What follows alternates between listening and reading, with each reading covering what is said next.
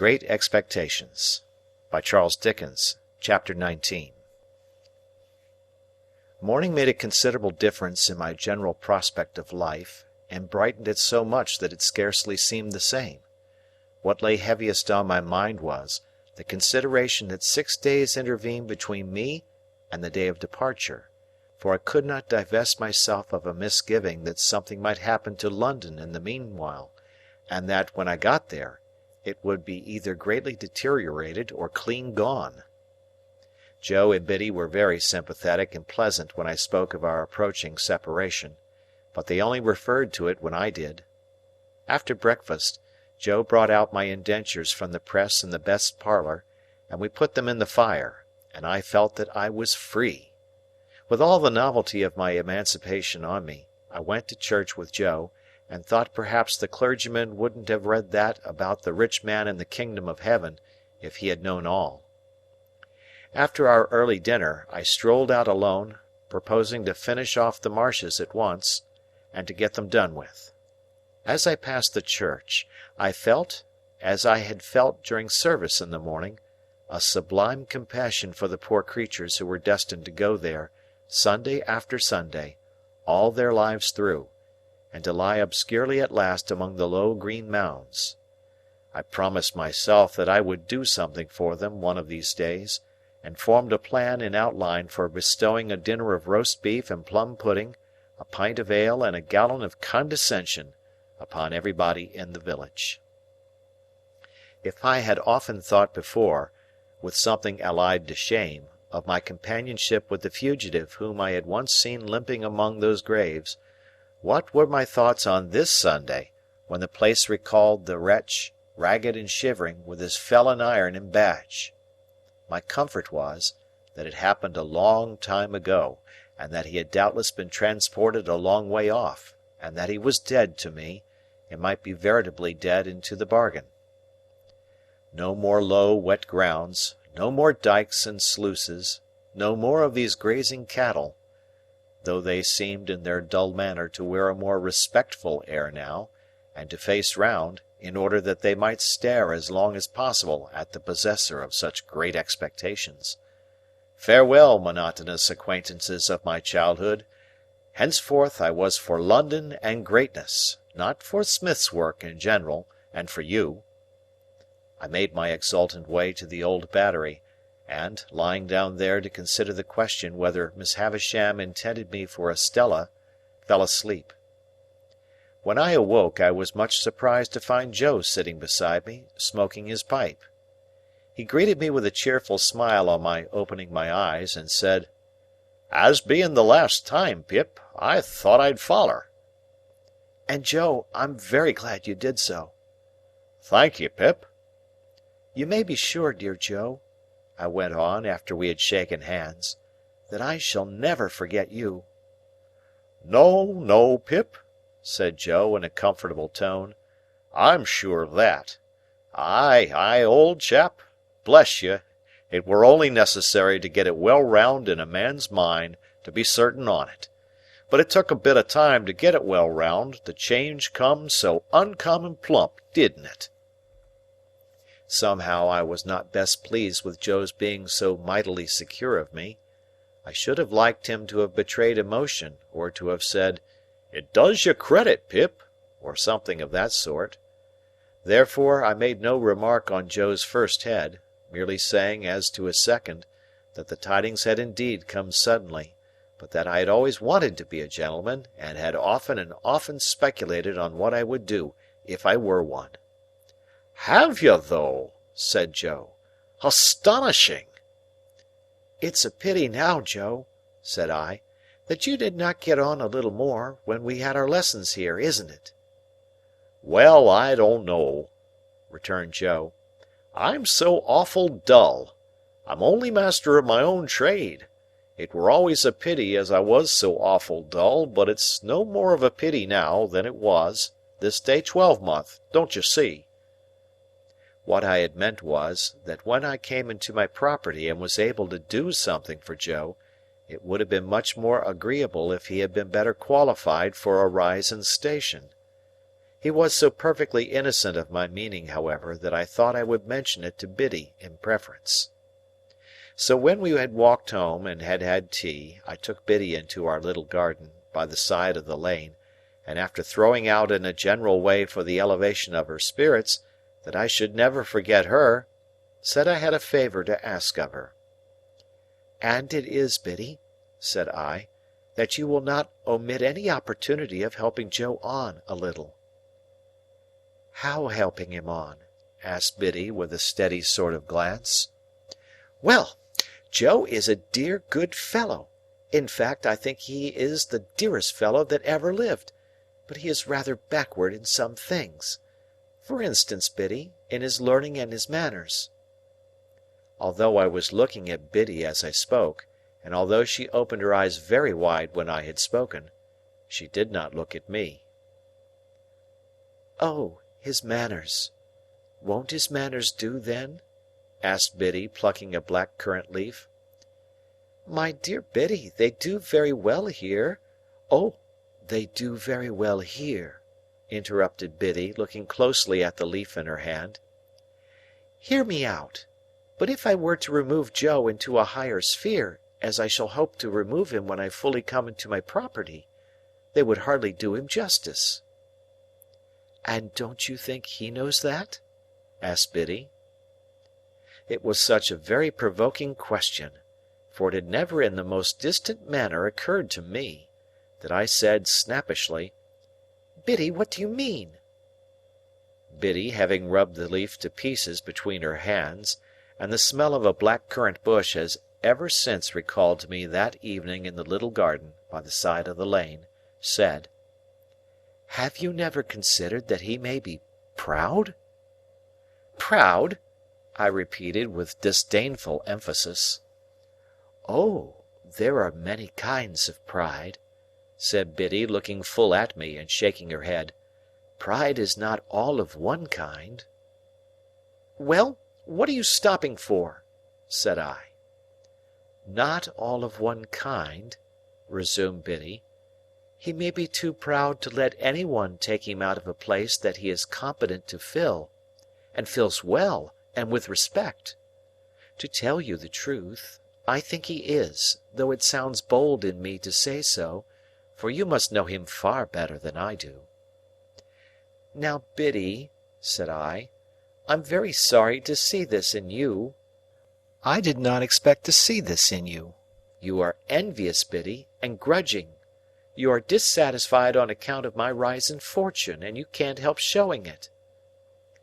"If you have the heart to think so," returned Biddy, "say so.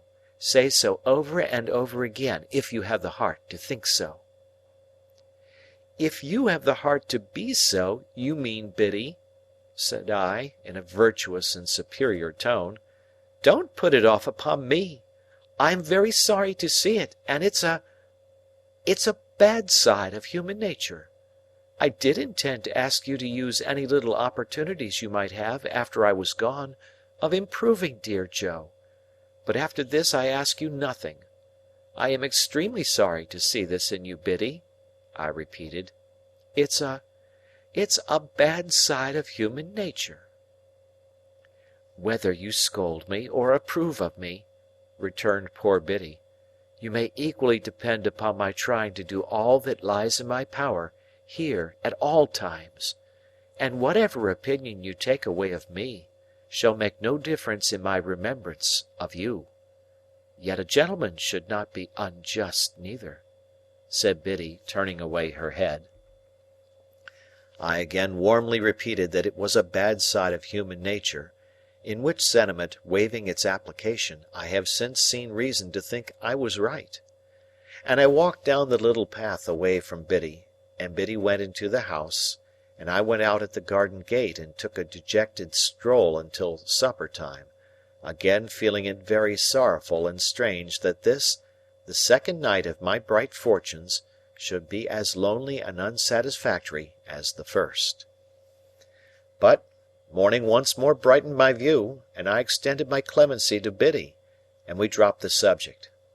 Putting on the best clothes I had, I went into town as early as I could hope to find the shops open, and presented myself before Mr. Trabb, the tailor, who was having his breakfast in the parlour behind his shop, and who did not think it worth his while to come out to me, but called me in to him. "Well," said Mr. Trabb, in a hail fellow well met kind of way, "how are you, and what can I do for you?" Mr. Trabb had sliced his hot roll into 3 feather beds, and was slipping butter in between the blankets and covering it up. He was a prosperous old bachelor, and his open window looked into a prosperous little garden and orchard, and there was a prosperous iron safe let into the wall at the side of his fireplace, and I did not doubt that heaps of his prosperity were put away in it in bags. "Mr. Trabb," said I, "it's an unpleasant thing to have to mention, because it looks like boasting, but I have come into a handsome property." A change passed over Mr. Trabb. He forgot the butter in bed, got up from the bedside, and wiped his fingers on the tablecloth, exclaiming, "Lord bless my soul!" "I am going up to my guardian in London," said I, casually drawing some guineas out of my pocket and looking at them, "and I want a fashionable suit of clothes to go in. I wish to pay for them," I added, otherwise I thought he might only pretend to make them, "with ready money." "My dear sir," said Mr. Trabb, as he respectfully bent his body, opened his arms, and took the liberty of touching me on the outside of each elbow, "don't hurt me by mentioning that. May I venture to congratulate you? Would you do me the favour of stepping into the shop?" Mr. Trabb's boy was the most audacious boy in all that countryside. When I had entered he was sweeping the shop, and he had sweetened his labours by sweeping over me. He was still sweeping when I came out into the shop with Mr. Trabb, and he knocked the broom against all possible corners and obstacles, to express, as I understood it, equality with any blacksmith, alive or dead. "Hold that noise!" said Mr. Trabb with the greatest sternness, "or I'll knock your head off. Do me the favour to be seated, sir.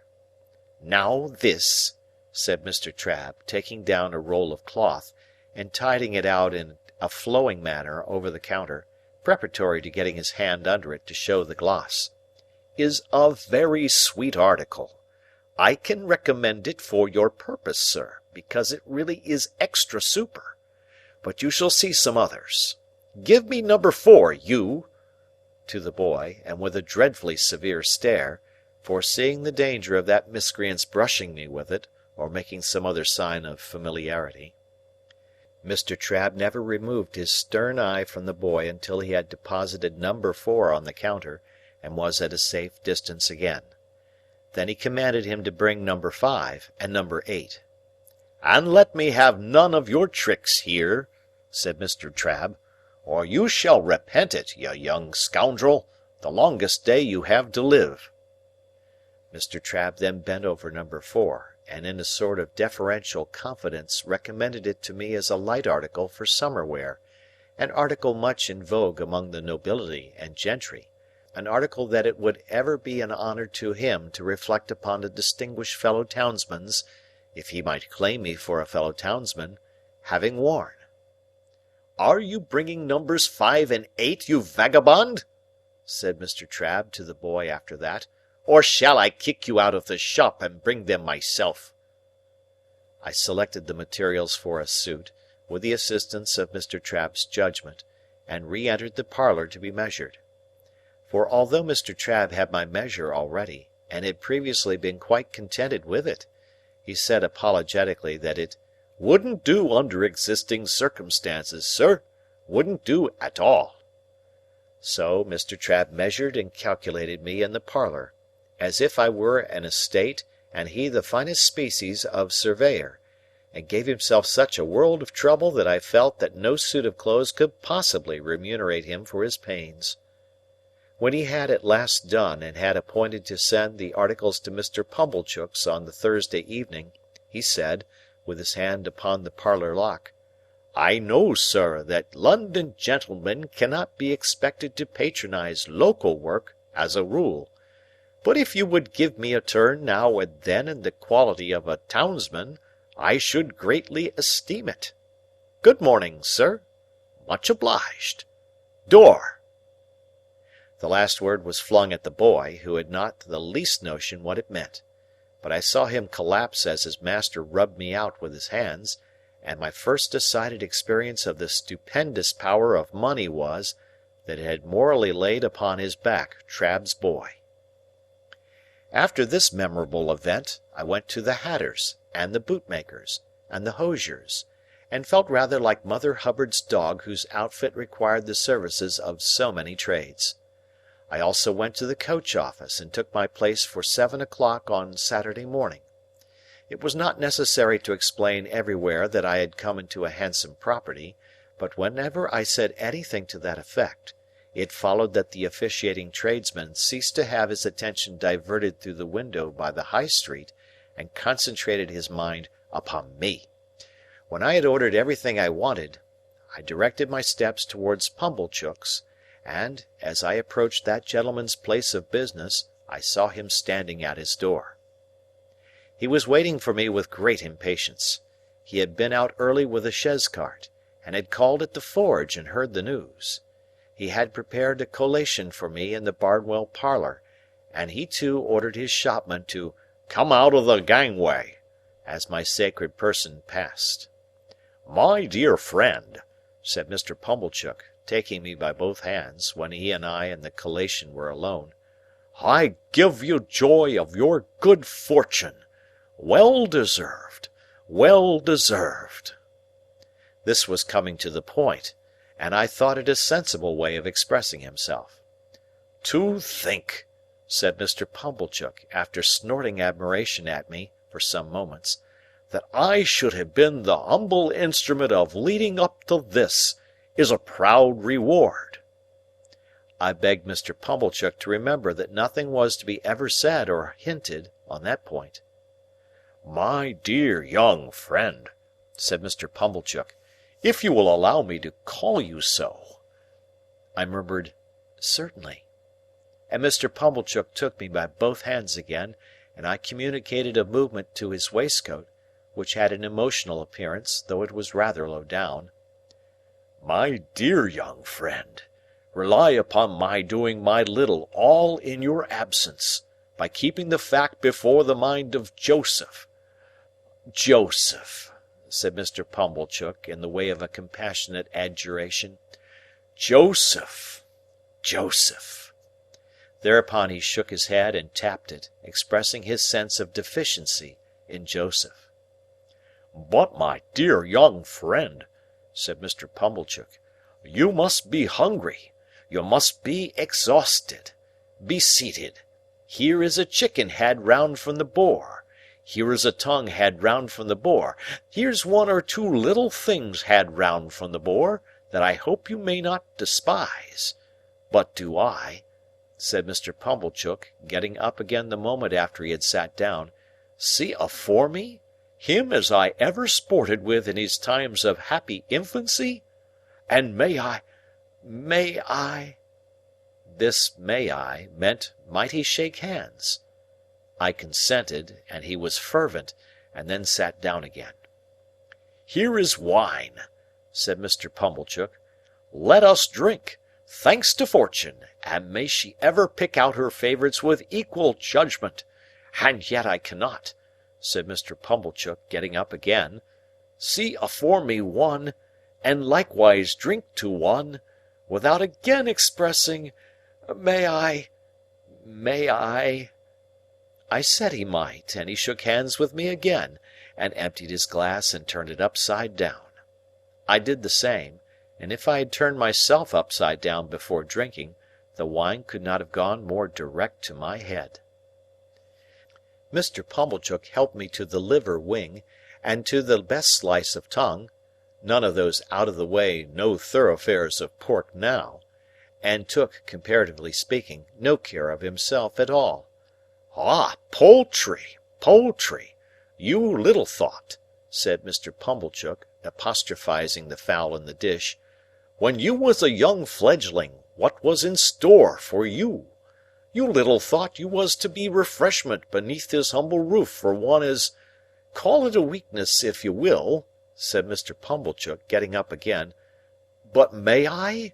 May I?" It began to be unnecessary to repeat the form of saying he might, so he did it at once. How he ever did it so often without wounding himself with my knife, I don't know. "And your sister," he resumed, after a little steady eating, "which had the honour of bringing you up by hand. It's a sad picture, to reflect that she's no longer equal to fully understanding the honour. May—" I saw he was about to come at me again, and I stopped him. "We'll drink her health," said I. "Ah!" cried Mr. Pumblechook, leaning back in his chair, quite flaccid with admiration. "That's the way you know 'em, sir." I don't know who "sir" was, but he certainly was not I, and there was no third person present. "That's the way you know the noble-minded, sir. Ever forgiving and ever affable. It might," said the servile Pumblechook, putting down his untasted glass in a hurry, and getting up again, "to a common person, have the appearance of repeating, 'But may I—'" When he had done it, he resumed his seat and drank to my sister. "Let us never be blind," said Mr. Pumblechook, "to her faults of temper, but it is to be hoped she meant well." At about this time I began to observe that he was getting flushed in the face; as to myself, I felt all face, steeped in wine and smarting. I mentioned to Mr. Pumblechook that I wished to have my new clothes sent to his house, and he was ecstatic on my so distinguishing him. I mentioned my reason for desiring to avoid observation in the village, and he lauded it to the skies. There was nobody but himself, he intimated, worthy of my confidence, and, in short, might he? Then he asked me tenderly if I remembered our boyish games at sums, and how we had gone together to have me bound apprentice, and in effect, how he had ever been my favourite fancy and my chosen friend. If I had taken 10 times as many glasses of wine as I had, I should have known that he never had stood in that relation towards me, and should in my heart of hearts have repudiated the idea. Yet for all that, I remember feeling convinced that I had been much mistaken in him, and that he was a sensible, practical, good-hearted, prime fellow. By degrees he fell to reposing such great confidence in me as to ask my advice in reference to his own affairs. He mentioned that there was an opportunity for a great amalgamation and monopoly of the corn and seed trade on those premises, if enlarged, such as had never occurred before in that or any other neighbourhood. What alone was wanting to the realization of a vast fortune, he considered to be more capital. Those were the 2 little words, more capital. Now it appeared to him, Pumblechook, that if that capital were got into the business through a sleeping partner, sir, which sleeping partner would have nothing to do but walk in, by self or deputy, whenever he pleased, and examine the books, and walk in twice a year and take his profits away in his pocket, to the tune of 50%, it appeared to him that that might be an opening for a young gentleman of spirit combined with property, which would be worthy of his attention. But what did I think? He had great confidence in my opinion, and what did I think? I gave it as my opinion. Wait a bit. The united vastness and distinctness of this view so struck him that he no longer asked if he might shake hands with me, but said he really must, and did. We drank all the wine, and Mr. Pumblechook pledged himself over and over again to keep Joseph up to the mark, I don't know what mark, and to render me efficient and constant service, I don't know what service. He also made known to me for the first time in my life, and certainly after having kept his secret wonderfully well, that he had always said of me, "That boy is no common boy, and mark me, his fortune will be no common fortune." He said with a tearful smile that it was a singular thing to think of now, and I said so too. Finally, I went out into the air, with a dim perception that there was something unwonted in the conduct of the sunshine, and found that I had slumberously got to the turnpike without having taken any account of the road. There, I was roused by Mr. Pumblechook's hailing me. He was a long way down the sunny street, and was making expressive gestures for me to stop. I stopped, and he came up breathless. "No, my dear friend," said he, when he had recovered wind for speech, "not if I can help it. This occasion shall not entirely pass without that affability on your part. May I, as an old friend and well-wisher? May I?"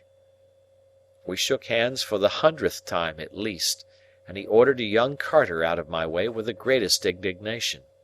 Then he blessed me and stood waving his hand to me until I had passed the crook in the road, and then I turned into a field and had a long nap, under a hedge, before I pursued my way home.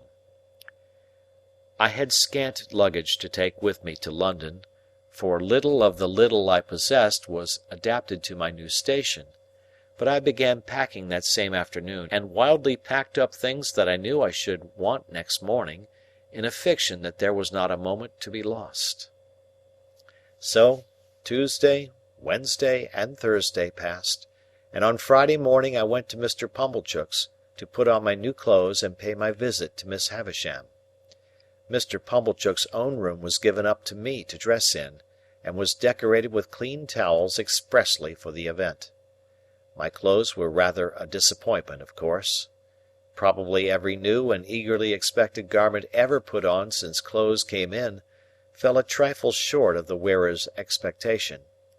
But after I had had my new suit on for some half an hour, and had gone through an immensity of posturing with Mr. Pumblechook's very limited dressing-glass, in the futile endeavour to see my legs, it seemed to fit me better.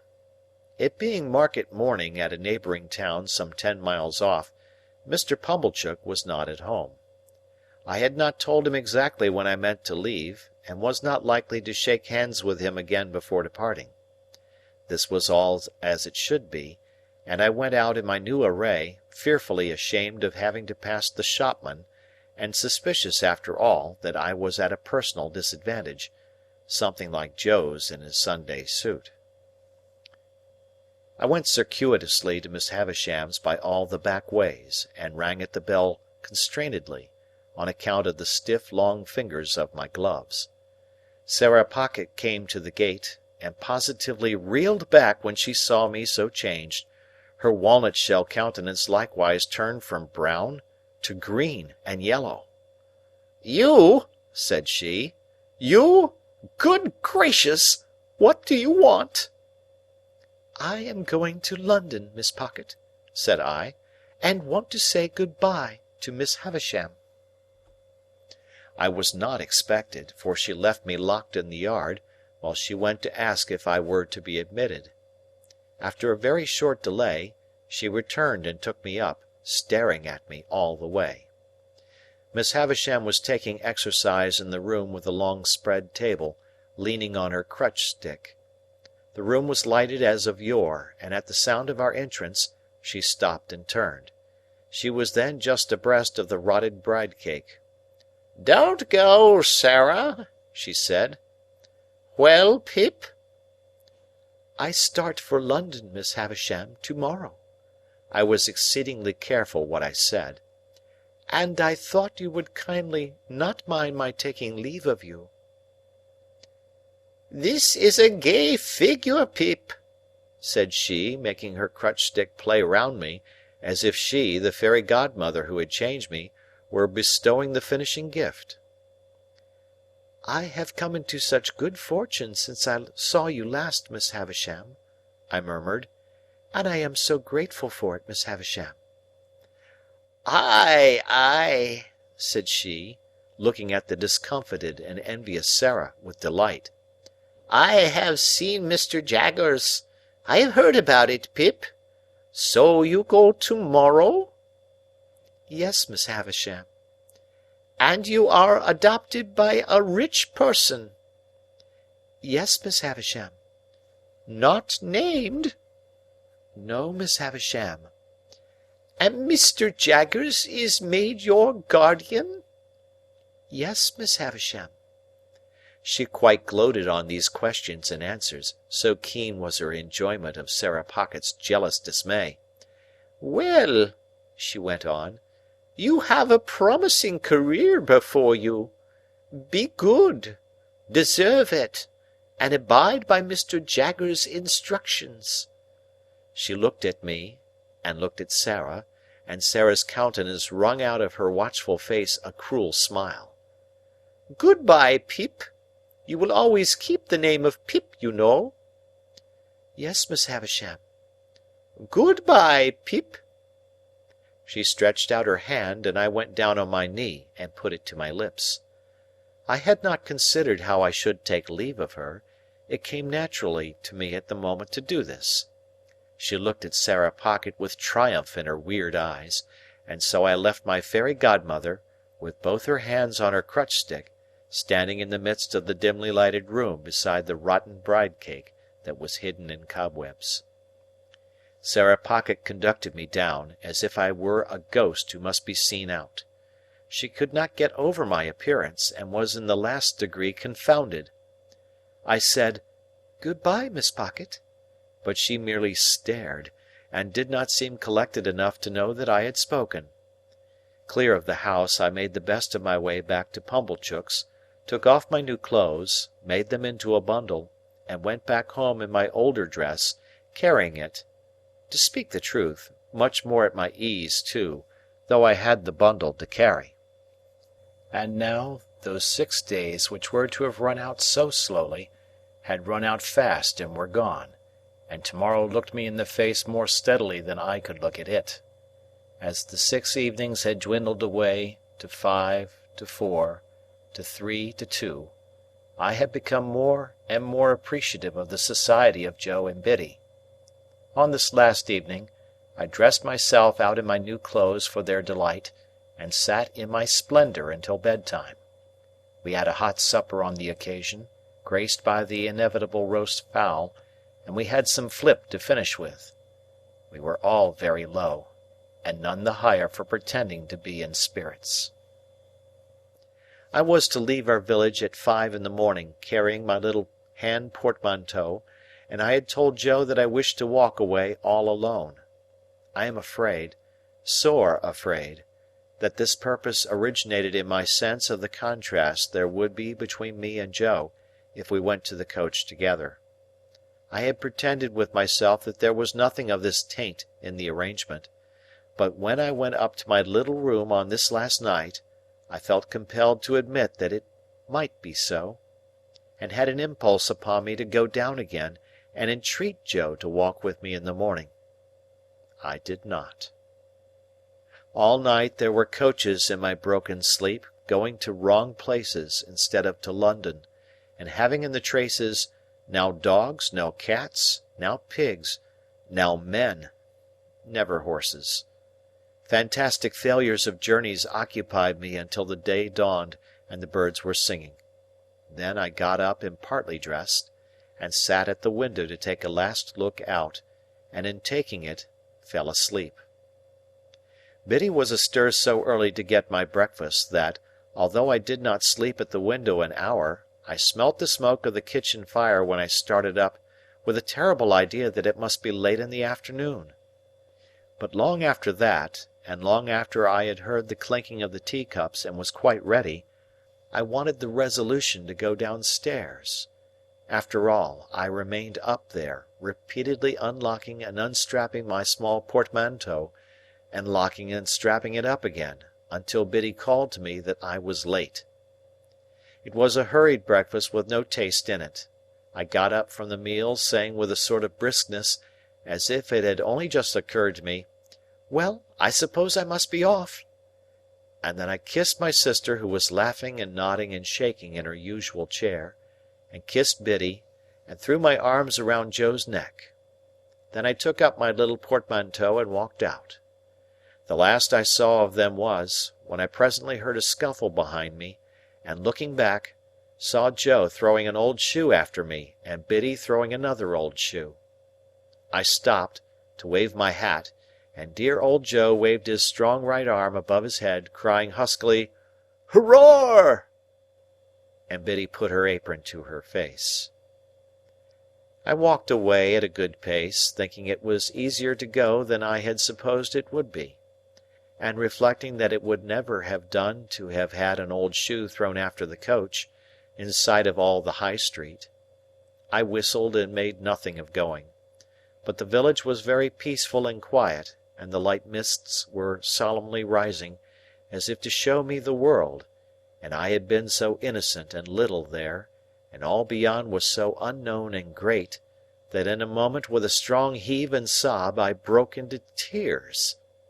It was by the finger-post at the end of the village, and I laid my hand upon it and said, "Good-bye, oh my dear, dear friend!" Heaven knows we need never be ashamed of our tears, for they are rain upon the blinding dust of earth, overlying our hard hearts. I was better after I had cried than before, more sorry, more aware of my own ingratitude, more gentle. If I had cried before, I should have had Joe with me then. So subdued I was by those tears, and by their breaking out again in the course of the quiet walk, that when I was on the coach, and it was clear of the town, I deliberated with an aching heart whether I would not get down when we changed horses, and walk back, and have another evening at home, and a better parting. We changed, and I had not made up my mind, and still reflected for my comfort that it would be quite practicable to get down and walk back, when we changed again. And while I was occupied with those deliberations, I would fancy an exact resemblance to Joe in some man coming along the road towards us, and my heart would beat high, as if he could possibly be there. We changed again, and yet again, and it was now too late and too far to go back, and I went on. And the mists had all solemnly risen now, and the world lay spread before me. This is the end of the first stage of Pip's expectations.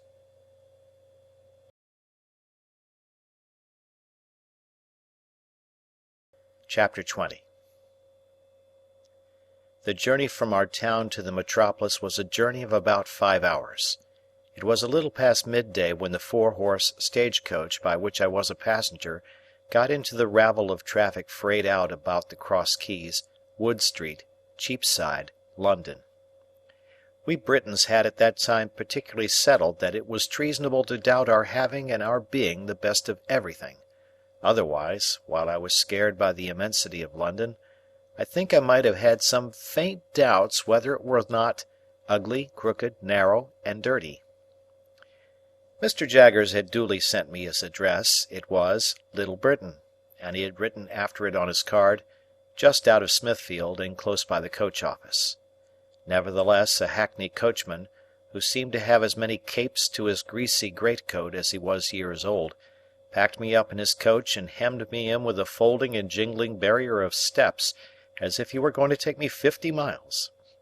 His getting on his box, which I remember to have been decorated with an old weather-stained pea-green hammercloth moth-eaten into rags, was quite a work of time. It was a wonderful equipage, with 6 great coronets outside, and ragged things behind for I don't know how many footmen to hold on by, and a harrow below them, to prevent amateur footmen from yielding to the temptation. I had scarcely had time to enjoy the coach, and to think how like a straw-yard it was, and yet how like a rag-shop, and to wonder why the horses' nose-bags were kept inside, when I observed the coachman beginning to get down, as if we were going to stop presently. And stop we presently did, in a gloomy street, at certain offices with an open door, whereon was painted Mr. Jaggers. "How much?" I asked the coachman. The coachman answered, "A shilling, unless you wish to make it more." I naturally said I had no wish to make it more. "Then it must be a shilling," observed the coachman. "I don't want to get into trouble. I know him." He darkly closed an eye at Mr. Jaggers's name, and shook his head. When he had got his shilling, and had in course of time completed the ascent to his box, and had got away, which appeared to relieve his mind, I went into the front office with my little portmanteau in my hand, and asked, was Mr. Jaggers at home? "He is not," returned the clerk. "He is in court at present. Am I addressing Mr. Pip?" I signified that he was addressing Mr. Pip. "Mr. Jaggers left word, would you wait in his room. He couldn't say how long he might be, having a case on, but it stands to reason, his time being valuable, that he won't be longer than he can help."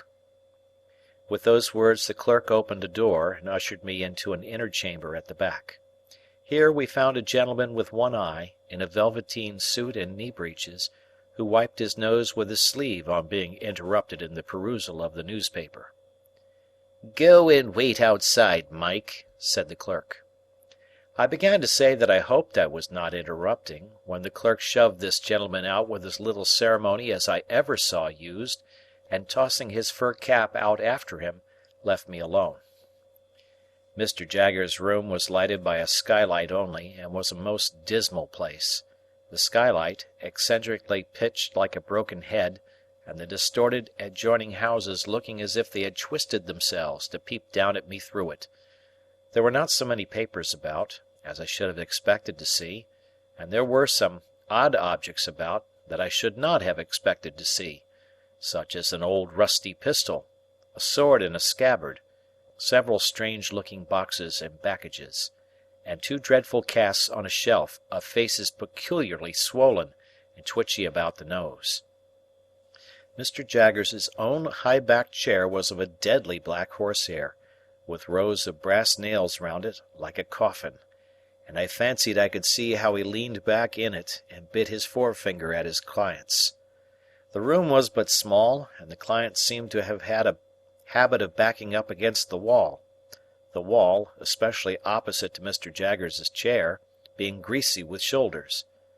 I recalled, too, that the one-eyed gentleman had shuffled forth against the wall when I was the innocent cause of his being turned out. I sat down in the cliental chair, placed over against Mr. Jaggers's chair, and became fascinated by the dismal atmosphere of the place. I called to mind that the clerk had the same air of knowing something to everybody else's disadvantage, as his master had. I wondered how many other clerks there were upstairs, and whether they all claimed to have the same detrimental mastery of their fellow creatures. I wondered what was the history of all the odd litter about the room, and how it came there. I wondered whether the two swollen faces were of Mr. Jaggers's family, and, if he were so unfortunate as to have had a pair of such ill-looking relations, why he stuck them on that dusty perch for the blacks and flies to settle on, instead of giving them a place at home. Of course I had no experience of a London summer day, and my spirits may have been oppressed by the hot exhausted air, and by the dust and grit that lay thick on everything. But I sat wondering and waiting in Mr. Jaggers's close room, until I really could not bear the two casts on the shelf above Mr. Jaggers's chair, and got up and went out. When I told the clerk that I would take a turn in the air while I waited, he advised me to go round the corner and I should come into Smithfield. So I came into Smithfield, and the shameful place, being all a smear with filth and fat and blood and foam, seemed to stick to me. So I rubbed it off with all possible speed by turning into a street where I saw the great black dome of St. Paul's bulging at me from behind a grim stone building which a bystander said was Newgate Prison. Following the wall of the jail, I found the roadway covered with straw to deaden the noise of passing vehicles, and from this, and from the quantity of people standing about smelling strongly of spirits and beer, I inferred that the trials were on. While I looked about me here, an exceedingly dirty and partially drunk minister of justice asked me if I would like to step in and hear a trial or so, informing me that he could give me a front place for half-a-crown, whence I should command a full view of the Lord Chief Justice in his wig and robes, mentioning that awful personage like waxwork, and presently offering him at the reduced price of 18 pence. As I declined the proposal on the plea of an appointment, He was so good as to take me into a yard and show me where the gallows was kept, and also where people were publicly whipped, and then he showed me the debtors' door, out of which culprits came to be hanged, heightening the interest of that dreadful portal by giving me to understand that 4 on 'em would come out at that door the day after tomorrow at 8 in the morning, to be killed in a row. This was horrible, gave me a sickening idea of London, the more so as the Lord Chief Justice's proprietor wore, from his hat down to his boots and up again to his pocket-handkerchief inclusive, mildewed clothes which had evidently not belonged to him originally, and which I took it into my head he had bought cheap of the executioner.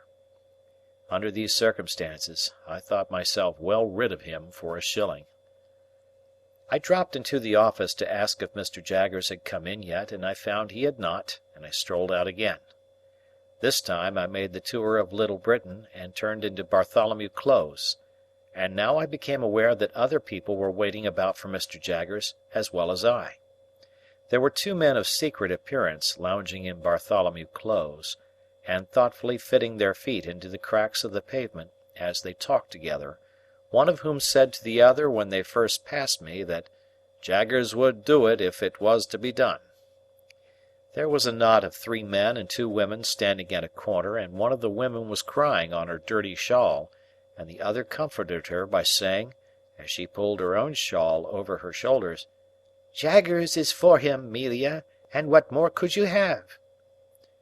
There was a red-eyed little Jew who came into the Close while I was loitering there, in company with a second little Jew whom he had sent upon an errand, and while the messenger was gone, I remarked this Jew, who was of a highly excitable temperament, performing a jig of anxiety under a lamp-post, and accompanying himself in a kind of frenzy with the words, "Oh, Jaggerth, Jaggerth, Jaggerth, all other than Cagmaggerth, give me Jaggerth."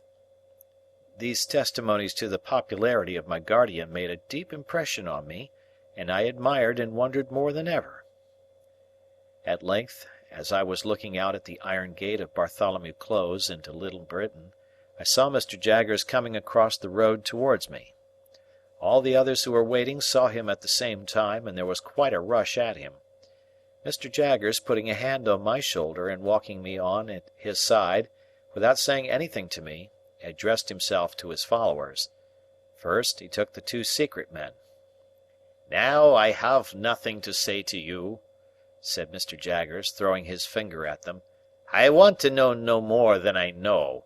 As to the result, it's a toss-up. I told you from the first it was a toss-up. Have you paid Wemmick?" "We made the money up this morning, sir," said one of the men submissively, while the other perused Mr. Jaggers's face. "I don't ask you when you made it up, or where, or whether you made it up at all. Has Wemmick got it?" "Yes, sir," said both the men together. "Very well, then you may go.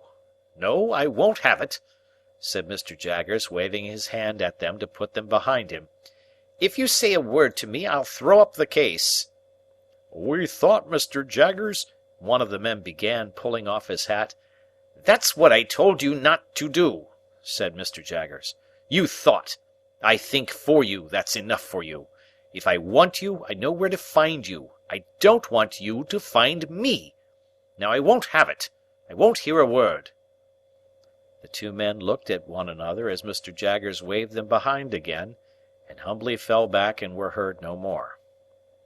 "And now you," said Mr. Jaggers, suddenly stopping, and turning on the 2 women with the shawls, from whom the 3 men had meekly separated. "Oh, Amelia, is it?" "Yes, Mr. Jaggers."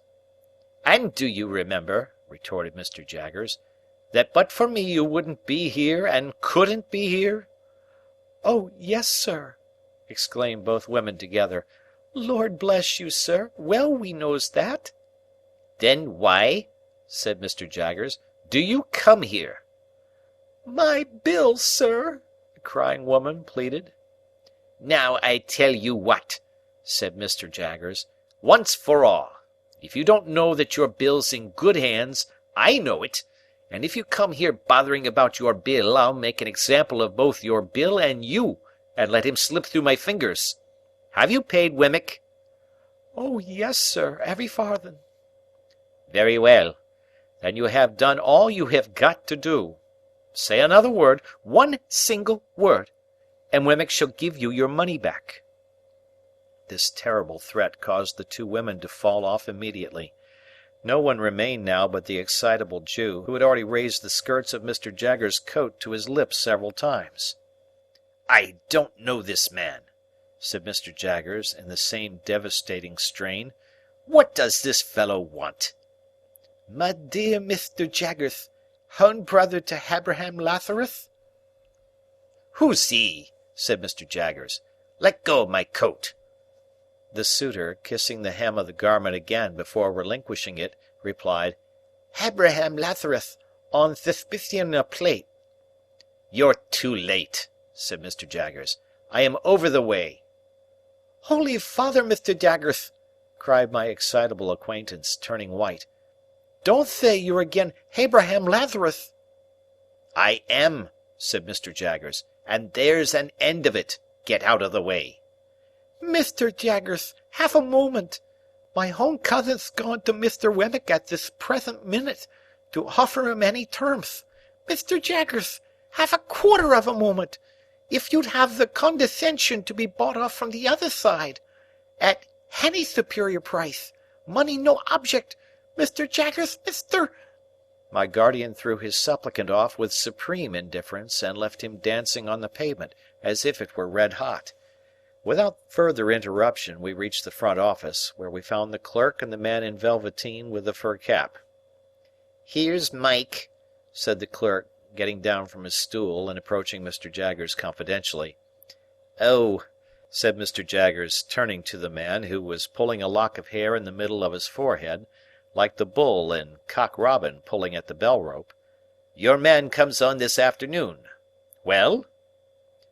"Well, Master Jaggers," returned Mike, in the voice of a sufferer from a constitutional cold, "arter a deal of trouble, I've found one, sir, as might do." "What is he prepared to swear?" "Well, Master Jaggers," said Mike, wiping his nose on his fur cap this time, "in a general way, anythink." Mr. Jaggers suddenly became most irate.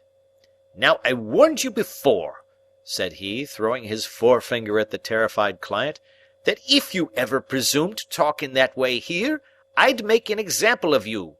You infernal scoundrel, how dare you tell me that?" The client looked scared, but bewildered too, as if he were unconscious what he had done. "Spooney," said the clerk in a low voice, giving him a stir with his elbow. "Soft head. Need you say it face to face? Now I ask you, you blundering booby," said my guardian very sternly, "once more, and for the last time, what the man you have brought here is prepared to swear." Mike looked hard at my guardian, as if he were trying to learn a lesson from his face, and slowly replied, "Either to character, or having been in his company and never left him all the night in question." "Now be careful. In what station of life is this man?" Mike looked at his cap, and looked at the floor, and looked at the ceiling, and looked at the clerk, and even looked at me, before beginning to reply in a nervous manner, "We've dressed him up like—" when my guardian blustered out, "What? You will you?" "Spooney," added the clerk again, with another stir. After some helpless casting about, Mike brightened and began again, "He's dressed like a 'spectable pieman, a sort of a pastry cook." "Is he here?" asked my guardian. "I left him," said Mike, "a settin' on some door steps round the corner." "Take him past that window, and let me see him." The window indicated was the office window. We all three went to it, behind the wire blind, and presently saw the client go by in an accidental manner, with a murderous-looking tall individual, in a short suit of white linen and a paper cap. This guileless confectioner was not by any means sober, and had a black eye and the green stage of recovery, which was painted over. "Tell him to take his witness away directly," said my guardian to the clerk, in extreme disgust, "and ask him what he means by bringing such a fellow as that." My guardian then took me into his own room, and while he lunched, standing, from a sandwich box and a pocket flask of sherry (he seemed to bully his very sandwich as he ate it), informed me what arrangements he had made for me. I was to go to Barnard's Inn, to young Mr. Pocket's rooms, where a bed had been sent in for my accommodation. I was to remain with young Mr. Pocket until Monday. On Monday I was to go with him to his father's house on a visit, that I might try how I liked it. Also I was told what my allowance was to be (it was a very liberal one), and had handed to me from one of my guardian's drawers the cards of certain tradesmen with whom I was to deal for all kinds of clothes and such other things as I could in reason want. "You will find your credit good, Mr. Pip," said my guardian, whose flask of sherry smelt like a whole caskful, as he hastily refreshed himself, "but I shall by this means be able to check your bills, and to pull you up if I find you outrunning the constable. Of course you'll go wrong somehow, but that's no fault of mine." After I had pondered a little over this encouraging sentiment, I asked Mr. Jaggers if I could send for a coach. He said it was not worth while, I was so near my destination; Wemmick should walk round with me, if I pleased. I then found that Wemmick was the clerk in the next room. Another clerk was rung down from upstairs to take his place while he was out, and I accompanied him into the street, after shaking hands with my guardian. We found a new set of people lingering outside, but Wemmick made a way among them by saying coolly yet decisively, "I tell you it's no use. He won't have a word to say to one of you," and we soon got clear of them, and went on side by side.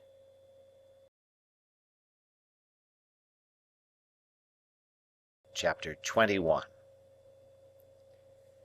Casting my eyes on Mr. Wemmick as we went along, to see what he was like in the light of day, I found him to be a dry man, rather short in stature, with a square wooden face, whose expression seemed to have been imperfectly chipped out with a dull-edged chisel.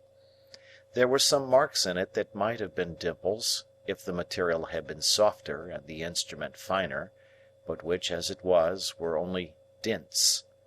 The chisel had made 3 or 4 of these attempts at embellishment over his nose, but had given them up without an effort to smooth them off. I judged him to be a bachelor from the frayed condition of his linen, and he appeared to have sustained a good many bereavements, for he wore at least 4 mourning rings, besides a brooch representing a lady and a weeping willow at a tomb with an urn on it. I noticed, too, that several rings and seals hung at his watch-chain, as if he were quite laden with remembrances of departed friends. He had glittering eyes, small, keen, and black, and thin, wide, mottled lips. He had had them, to the best of my belief, from 40 to 50 years. "So you were never in London before?" said Mr. Wemmick to me. "No," said I. "I was new here once," said Mr. Wemmick. "Rum to think of now." "You are well acquainted with it now?" "Why, yes," said Mr. Wemmick. "I know the moves of it." "Is it a very wicked place?" I asked, more for the sake of saying something than for information. "You may get cheated, robbed, and murdered in London, but there are plenty of people anywhere who'll do that for you." "If there is bad blood between you and them," said I, to soften it off a little. "Oh, I don't know about bad blood," returned Mr. Wemmick. "There's not much bad blood about. They'll do it, if there's anything to be got by it." "That makes it worse." "You think so?" returned Mr. Wemmick. "Much about the same, I should say." He wore his hat on the back of his head, and looked straight before him, walking in a self-contained way as if there were nothing in the streets to claim his attention. His mouth was such a post-office of a mouth that he had a mechanical appearance of smiling. We had got to the top of Holborn Hill before I knew that it was merely a mechanical appearance, and that he was not smiling at all. "Do you know where Mr. Matthew Pocket lives?" I asked Mr. Wemmick. "Yes," said he, nodding in the direction. "At Hammersmith, west of London." "Is that far?" "Well, say 5 miles." "Do you know him?" "Why, you're a regular cross-examiner," said Mr. Wemmick, looking at me with an approving air. "Yes, I know him. I know him." There was an air of toleration or depreciation about his utterance of these words that rather depressed me, and I was still looking sideways at his block of a face in search of any encouraging note to the text, when he said, here we were, at Barnard's Inn. My depression was not alleviated by the announcement, for I had supposed that establishment to be an hotel kept by Mr. Barnard, to which the Blue Boar in our own town was a mere public-house. Whereas I had now found Barnard to be a disembodied spirit, or a fiction, and his inn the dingiest collection of shabby buildings ever squeezed together in a rank corner as a club for tomcats. We entered this haven through a wicket gate, and was disgorged by an introductory passage into a melancholy little square that looked to me like a flat burying-ground.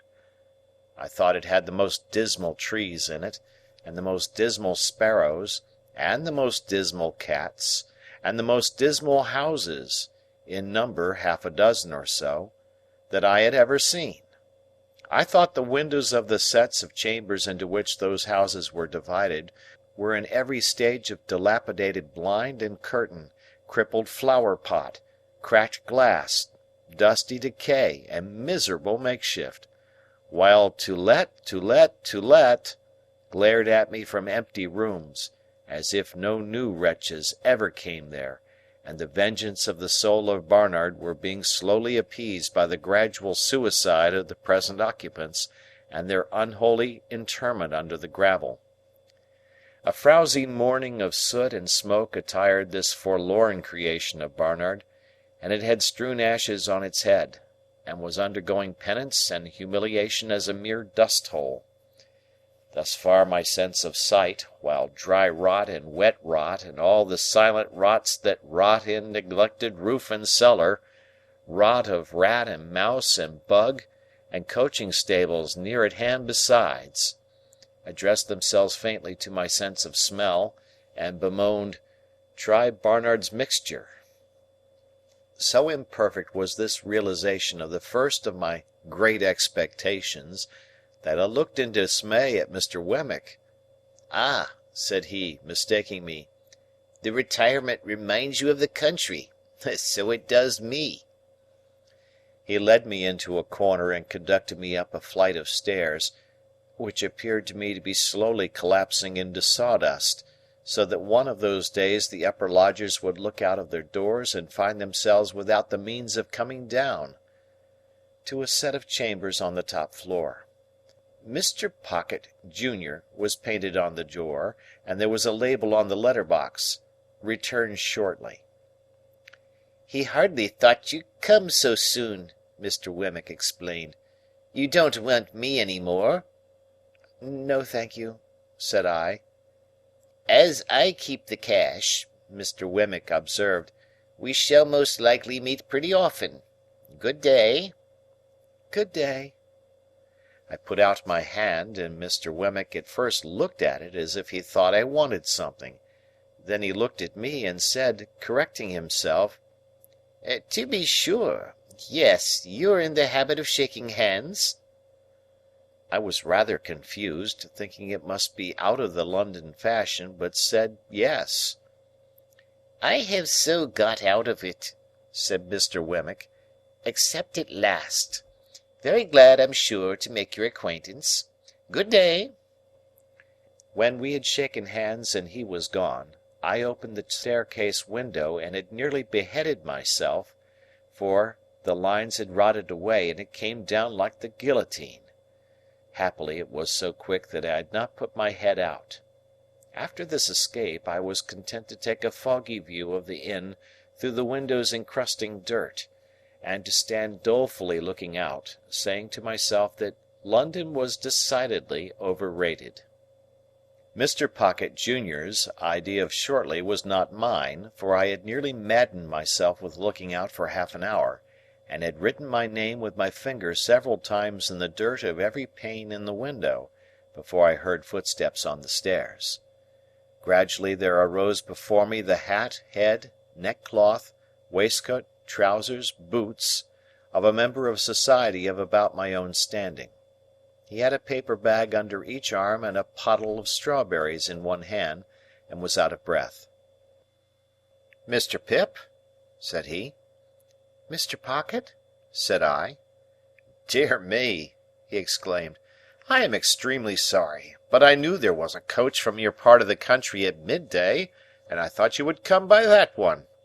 The fact is, I have been out on your account, not that that is any excuse, for I thought, coming from the country, you might like a little fruit after dinner, and I went to Covent Garden Market to get it good." For a reason that I had, I felt as if my eyes would start out of my head.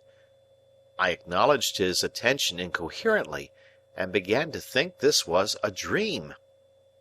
"Dear me," said Mr. Pocket, Junior, "this door sticks so." As he was fast making jam of his fruit by wrestling with the door while the paper bags were under his arms, I begged him to allow me to hold them. He relinquished them with an agreeable smile, and combated with the door as if it were a wild beast. It yielded so suddenly at last that he staggered back upon me, and I staggered back upon the opposite door, and we both laughed. But still I felt as if my eyes must start out of my head, and as if this must be a dream. "Pray come in," said Mr. Pocket, Junior. "Allow me to lead the way. I'm rather bare here, but I hope you'll be able to make out tolerably well till Monday. My father thought you would get on more agreeably through tomorrow with me than with him, and might like to take a walk about London. I am sure I shall be very happy to show London to you. As to our table, you won't find that bad, I hope, for it will be supplied from our coffee-house here, and, it is only right I should add, at your expense, such being Mr. Jaggers's directions. As to our lodging, it's not by any means splendid, because I have my own bread to earn, and my father hasn't anything to give me, and I shouldn't be willing to take it if he had. This is our sitting-room. Just such chairs and tables and carpet and so forth, you see, as they could spare from home. You mustn't give me credit for the tablecloth and spoons and castors, because they come for you from the coffee-house. This is my little bedroom. Rather musty, but Barnard's is musty. This is your bedroom. The furniture's hired for the occasion, but I trust it will answer the purpose. If you should want anything, I'll go and fetch it. The chambers are retired, and we shall be alone together, but we shan't fight, I dare say. But, dear me, I beg your pardon, you're holding the fruit all this time. Pray let me take those bags from you. I am quite ashamed." As I stood opposite to Mr. Pocket, Junior, delivering him the bags, 1, 2, I saw the starting appearance come into his own eyes that I knew to be in mine, and he said, falling back, "Lord bless me! You're the prowling boy!" "And you," said I, "are the pale young gentleman."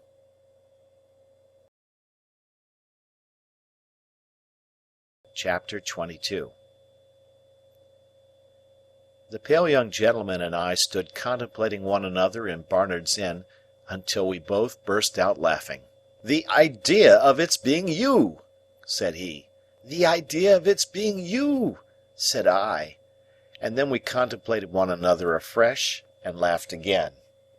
"Well," said the pale young gentleman, reaching out his hand good-humouredly, "it's all over now, I hope, and it will be magnanimous in you if you'll forgive me for having knocked you about so." I derived from this speech that Mr. Herbert Pocket, for Herbert was the pale young gentleman's name, still rather confounded his intention with his execution. But I made a modest reply, and we shook hands warmly. "You hadn't come into your good fortune at that time?" said Herbert Pocket. "No," said I. "No," he acquiesced. I heard it had happened very lately. I was rather on the lookout for good fortune then." "Indeed?" "Yes. Miss Havisham had sent for me to see if she could take a fancy to me. But she couldn't. At all events, she didn't." I thought it polite to remark that I was surprised to hear that. "Bad taste," said Herbert, laughing, "but a fact. Yes, she had sent for me on a trial visit, and if I had come out of it successfully, I suppose I should have been provided for. Perhaps I should have been what you may call it to Estella." "What's that?" I asked, with sudden gravity. He was arranging his fruit in plates while we talked, which divided his attention, and was the cause of his having made this lapse of a word. "Affianced," he explained, still busy with the fruit. "Betrothed, engaged, what's his named, any word of that sort." "How did you bear your disappointment?" I asked. "Pooh!" said he. "I didn't care much for it. She's a Tartar." "Miss Havisham?" "I don't say no to that, but I meant Estella. That girl's hard and haughty and capricious to the last degree, and has been brought up by Miss Havisham to wreak revenge on all the male sex." "What relation is she to Miss Havisham?" "None," said he. "Only adopted." "Why should she wreak revenge on all the male sex? What revenge?" "Lord, Mr. Pip," said he, "don't you know?" "No," said I. "Dear me, it's quite a story, and shall be saved till dinner time. And now let me take the liberty of asking you a question. How did you come there that day?" I told him, and he was attentive till I had finished, and then burst out laughing again, and asked me if I was sore afterwards. I didn't ask him if he was, for my conviction on that point was perfectly established. "Mr. Jaggers is your guardian, I understand?" he went on. "Yes." "You know he is Miss Havisham's man of business and solicitor, and has her confidence when nobody else has." This was bringing me, I felt, towards dangerous ground. I answered with a constraint I made no attempt to disguise, that I had seen Mr. Jaggers in Miss Havisham's house on the very day of our combat, but never at any other time, and that I believed he had no recollection of having ever seen me there. He was so obliging as to suggest my father for your tutor, and he called on my father to propose it. Of course he knew about my father from his connection with Miss Havisham. My father is Miss Havisham's cousin, not that that implies familiar intercourse between them, for he is a bad courtier and will not propitiate her. Herbert Pocket had a frank and easy way with him that was very taking. I had never seen any one then, and I have never seen any one since, who more strongly expressed to me, in every look and tone, a natural incapacity to do anything secret and mean.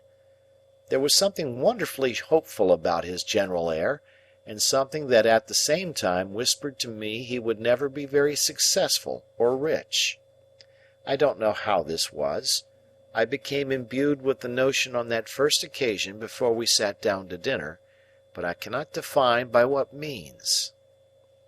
He was still a pale young gentleman, and had a certain conquered languor about him in the midst of his spirits and briskness that did not seem indicative of natural strength. He had not a handsome face, but it was better than handsome, being extremely amiable and cheerful. His figure was a little ungainly, as in the days when my knuckles had taken such liberties with it, but it looked as if it would always be light and young.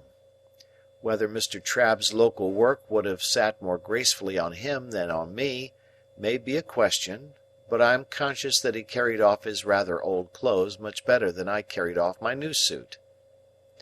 As he was so communicative, I felt that reserve on my part would be a bad return unsuited to our years. I therefore told him my small story, and laid stress on my being forbidden to inquire who my benefactor was.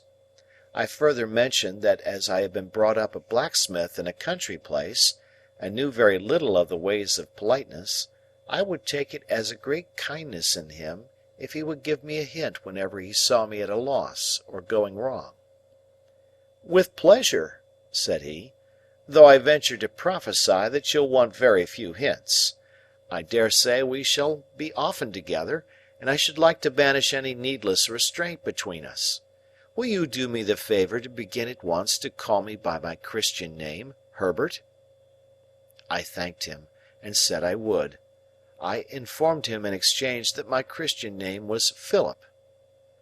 "I don't take to Philip," said he, smiling, "for it sounds like a moral boy out of the spelling book, who was so lazy that he fell into a pond, or so fat that he couldn't see out of his eyes, or so avaricious that he locked up his cake till the mice ate it, or so determined to go a bird's nesting that he got himself eaten by bears who lived handy in the neighbourhood. I tell you what I should like. We are so harmonious, and you have been a blacksmith. Would you mind it?" "I shouldn't mind anything that you propose," I answered, "but I don't understand you." "Would you mind Handel for a familiar name? There's a charming piece of music by Handel, called the Harmonious Blacksmith." "I should like it very much." "Then, my dear Handel," said he, turning round as the door opened, "here is the dinner, and I must beg of you to take the top of the table, because the dinner is of your providing." This I would not hear of, so he took the top, and I faced him. It was a nice little dinner, seemed to me then a very Lord Mayor's feast, and it acquired additional relish from being eaten under those independent circumstances, with no old people by, and with London all around us. This again was heightened by a certain gipsy character that set the banquet off, for while the table was, as Mr. Pumblechook might have said, the lap of luxury, being entirely furnished forth from the coffee-house, the circumjacent region of sitting-room was of a comparatively pastureless and shifty character, imposing on the waiter the wandering habits of putting the covers on the floor, where he fell over them, the melted butter in the armchair, the bread on the bookshelves, the cheese in the coal-scuttle, and the boiled fowl into my bed in the next room, where I found much of its parsley and butter in a state of congelation when I retired for the night. All this made the feast delightful, and when the waiter was not there to watch me, my pleasure was without alloy. We had made some progress in the dinner when I reminded Herbert of his promise to tell me about Miss Havisham. "True," he replied. "I'll redeem it at once. Let me introduce the topic, Handel, by mentioning that in London it is not the custom to put the knife in the mouth, for fear of accidents, and that while the fork is reserved for that use, it is not put further in than necessary. It is scarcely worth mentioning, only it's as well to do as other people do. Also, the spoon is not generally used overhand, but under. This has two advantages. You get at your mouth better, which after all is the object, and you save a good deal of the attitude of opening oysters on the part of the right elbow." He offered these friendly suggestions in such a lively way that we both laughed, and I scarcely blushed. "Now," he pursued, "concerning Miss Havisham. Miss Havisham, you must know, was a spoilt child. Her mother died when she was a baby, and her father denied her nothing. Her father was a country gentleman down in your part of the world, and was a brewer. I don't know why it should be a crack thing to be a brewer, but it is indisputable that while you cannot possibly be genteel and bake, you may be as genteel as never was, and brew. You see it every day." "Yet a gentleman may not keep a public-house, may he?" said I. "Not on any account," returned Herbert, "but a public-house may keep a gentleman. Well, Mr. Havisham was very rich and very proud. So was his daughter." "Miss Havisham was an only child?" I hazarded. "Stop a moment. I'm coming to that. No, she was not an only child. She had a half-brother. Her father privately married again. His cook, I rather think." "I thought he was proud," said I. "My good Handel, so he was. He married his second wife privately, because he was proud, and in course of time she died. When she was dead, I apprehend he first told his daughter what he had done, and then the son became a part of the family, residing in the house you are acquainted with. As the son grew a young man, he turned out riotous, extravagant, undutiful, altogether bad. At last his father disinherited him, but he softened when he was dying, and left him well off, though not nearly so well off as Miss Havisham. Take another glass of wine, and excuse my mentioning that society as a body does not expect one to be so strictly conscientious in emptying one's glass, as to turn it bottom upwards with the rim on one's nose. I had been doing this. In an excess of attention to his recital, I thanked him and apologized. He said, "Not at all," and resumed. Miss Havisham was now an heiress, and you may suppose was looked after as a great match. Her half-brother had now ample means again, but what with debts and what with new madness wasted them most fearfully again. There were stronger differences between him and her than there had been betwixt him and his father, and it is suspected that he cherished a deep and mortal grudge against her as having influenced the father's anger. Now, I come to the cruel part of the story.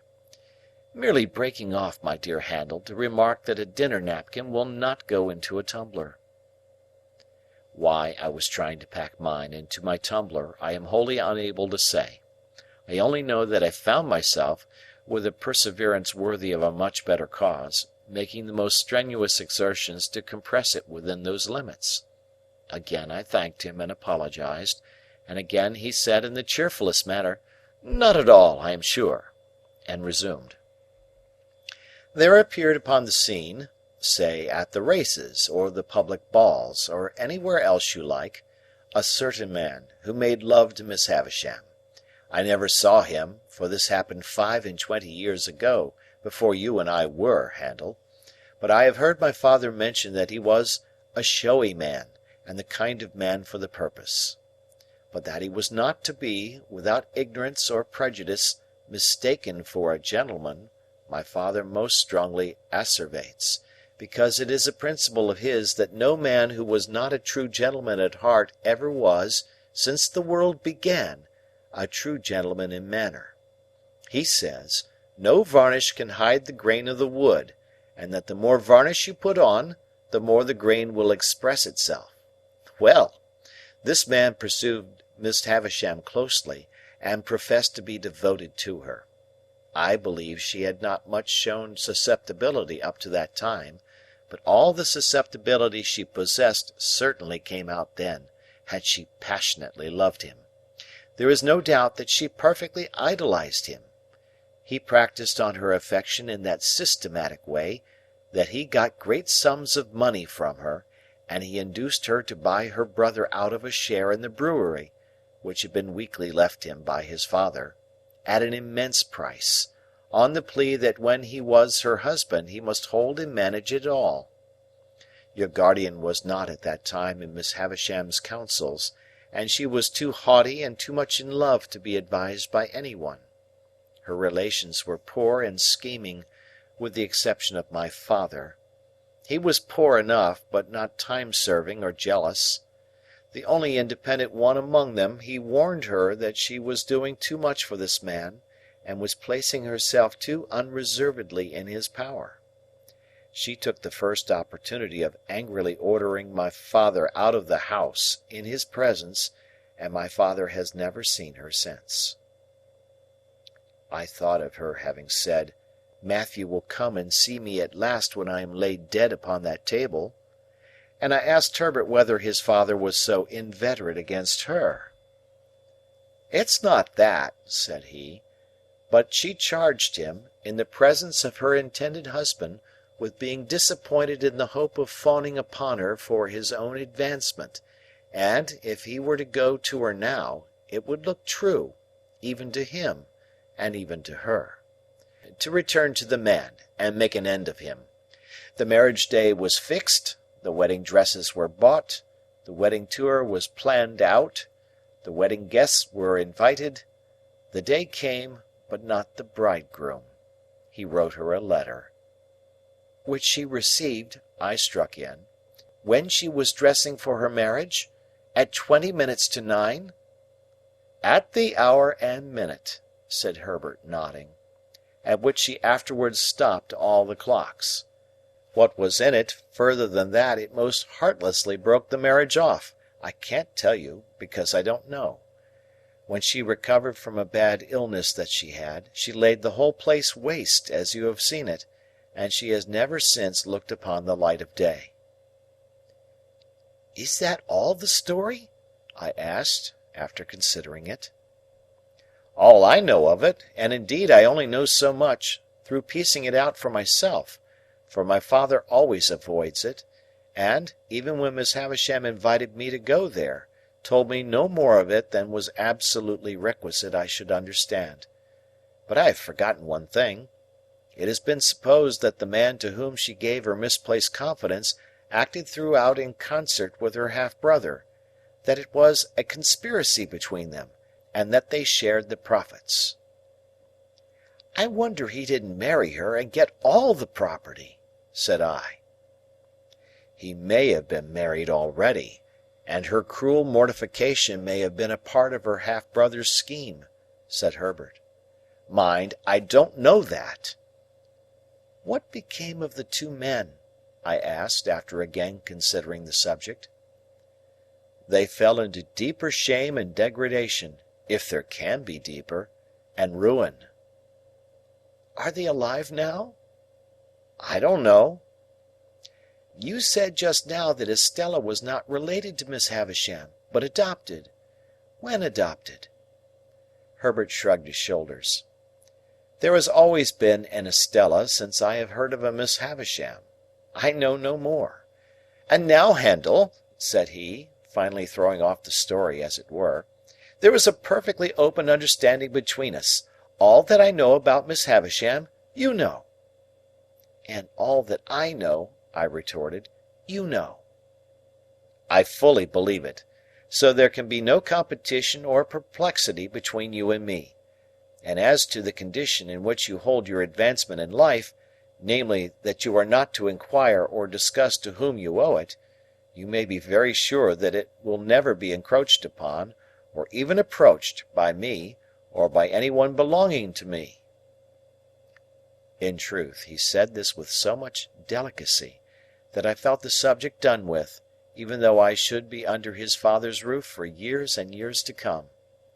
Yet he said it with so much meaning, too, that I felt he as perfectly understood Miss Havisham to be my benefactress, as I understood the fact myself. It had not occurred to me before, that he had led up to the theme for the purpose of clearing it out of our way, but we were so much the lighter and easier for having broached it, that I now perceived this to be the case. We were very gay and sociable, and I asked him, in the course of conversation, what he was. He replied, "A capitalist, an insurer of ships." I suppose he saw me glancing about the room in search of some tokens of shipping or capital, for he added, "in the city." I had grand ideas of the wealth and importance of insurers of ships in the city, and I began to think with awe of having laid a young insurer on his back, blackened his enterprising eye, and cut his responsible head open. But again there came upon me, for my relief, that odd impression that Herbert Pocket would never be very successful or rich. I shall not rest satisfied with merely employing my capital in insuring ships. I shall buy up some good life assurance shares and cut into the direction. I shall also do a little in the mining way. None of these things will interfere with my chartering a few thousand tons on my own account. I think I shall trade," said he, leaning back in his chair, "to the East Indies, for silks, shawls, spices, dyes, drugs, and precious woods. It's an interesting trade." "And the profits are large?" said I. "Tremendous," said he. I wavered again, and began to think here were greater expectations than my own. "I think I shall trade also," said he, putting his thumbs in his waistcoat pockets, "to the West Indies, for sugar, tobacco, and rum. Also to Ceylon, especially for elephants' tusks." "You will want a good many ships," said I. "A perfect fleet," said he. Quite overpowered by the magnificence of these transactions, I asked him where the ships he insured mostly traded to at present. "I haven't begun insuring yet," he replied. "I am looking about me." Somehow that pursuit seemed more in keeping with Barnard's Inn. I said, in a tone of conviction, "Ah!" "Yes, I am in a counting-house and looking about me." "Is a counting-house profitable?" I asked. Do you mean to the young fellow who's in it?" he asked in reply. "Yes, to you." "Why, no, not to me." He said this with the air of one carefully reckoning up and striking a balance. "Not directly profitable. That is, it doesn't pay me anything, and I have to keep myself." This certainly had not been a profitable appearance, and I shook my head as if I would imply that it would be difficult to lay by much accumulative capital from such a source of income. "But the thing is," said Herbert Pocket, "that you look about you. That's the grand thing. You are in a counting-house, you know, and you look about you." It struck me as a singular implication that you couldn't be out of a counting-house, you know, and look about you, but I silently deferred to his experience. "Then the time comes," said Herbert, "when you see your opening, and you go in, and you swoop upon it, and you make your capital, and then there you are! When you have once made your capital, you have nothing to do but employ it." This was very like his way of conducting that encounter in the garden, very like. His manner of bearing his poverty, too, exactly corresponded to his manner of bearing that defeat. It seemed to me that he took all blows and buffets now with just the same air as he had taken mine then. It was evident that he had nothing around him but the simplest necessaries, for everything that I remarked upon turned out to have been sent in on my account from the coffee-house or somewhere else. Yet, having already made his fortune in his own mind, he was so unassuming with it that I felt quite grateful to him for not being puffed up. It was a pleasant addition to his naturally pleasant ways, and we got on famously. In the evening we went out for a walk in the streets, and went half-price to the theatre, and next day we went to church at Westminster Abbey, and in the afternoon we walked in the parks, and I wondered who shod all the horses there, and wished Joe did. On a moderate computation, it was many months, that Sunday, since I had left Joe and Biddy. The space interposed between myself and them partook of that expansion, and our marshes were any distance off. That I could have been at our old church in my old church-going clothes, on the very last Sunday that ever was, seemed a combination of impossibilities, geographical and social, solar and lunar. Yet in the London streets so crowded with people, and so brilliantly lighted in the dusk of evening, there were depressing hints of reproaches for that I had put the poor old kitchen at home so far away, and in the dead of night the footsteps of some incapable impostor of a porter mooring about Barnard's Inn, under pretence of watching it, fell hollow on my heart. On the Monday morning at 9:15, Herbert went to the counting-house to report himself, to look about him too, I suppose, and I bore him company. He was to come away in an hour or two to attend me to Hammersmith, and I was to wait about for him. It appeared to me that the eggs from which young insurers were hatched were incubated in dust and heat, like the eggs of ostriches, judging from the places to which those incipient giants repaired on a Monday morning. Nor did the counting-house where Herbert assisted show in my eyes as at all a good observatory, being a back second floor up a yard, of a grimy presence in all particulars, and with a look into another back second floor, rather than a look-out. I waited about until it was noon, and I went upon 'Change, and I saw fluey men sitting there under the bills about shipping, whom I took to be great merchants, though I couldn't understand why they should be all out of spirits. When Herbert came, we went and had lunch at a celebrated house which I then quite venerated, but now believed to have been the most abject superstition in Europe, and where I could not help noticing, even then, that there was much more gravy on the tablecloths and knives and waiters' clothes than in the steaks.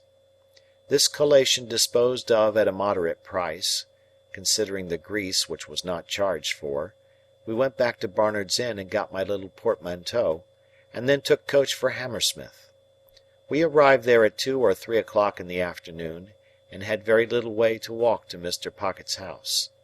Lifting the latch of a gate, we passed directly into a little garden overlooking the river, where Mr. Pocket's children were playing about. And unless I deceive myself on a point where my interests or prepossessions are certainly not concerned, I saw that Mr. and Mrs. Pocket's children were not growing up or being brought up, but were tumbling up. Mrs. Pocket was sitting on a garden chair under a tree, reading, with her legs upon another garden chair, and Mrs. Pocket's 2 nursemaids were looking about them while the children played. "Mamma," said Herbert, "this is young Mr. Pip," upon which Mrs. Pocket received me with an appearance of amiable dignity. "Master Alick and Miss Jane," cried one of the nurses to 2 of the children, "if you go a-bouncing up against them bushes you'll fall over into the river and be drownded, and what'll your paws say then?" At the same time this nurse picked up Mrs. Pocket's handkerchief and said, "If that don't make 6 times you've dropped it, mum." Upon which Mrs. Pocket laughed and said, "Thank you, Flopson," and settling herself in one chair only, resumed her book. Her countenance immediately assumed a knitted and intent expression, as if she had been reading for a week, but before she could have read half a dozen lines, she fixed her eyes upon me and said, "I hope your mamma is quite well?" This unexpected inquiry put me into such a difficulty that I began saying in the absurdest way that if there had been any such person, I had no doubt she would have been quite well, and would have been very much obliged and would have sent her compliments, when the nurse came to my rescue. "Well," she cried, picking up the pocket-handkerchief, "if that don't make 7 times! What are you a-doing of this afternoon, mum?"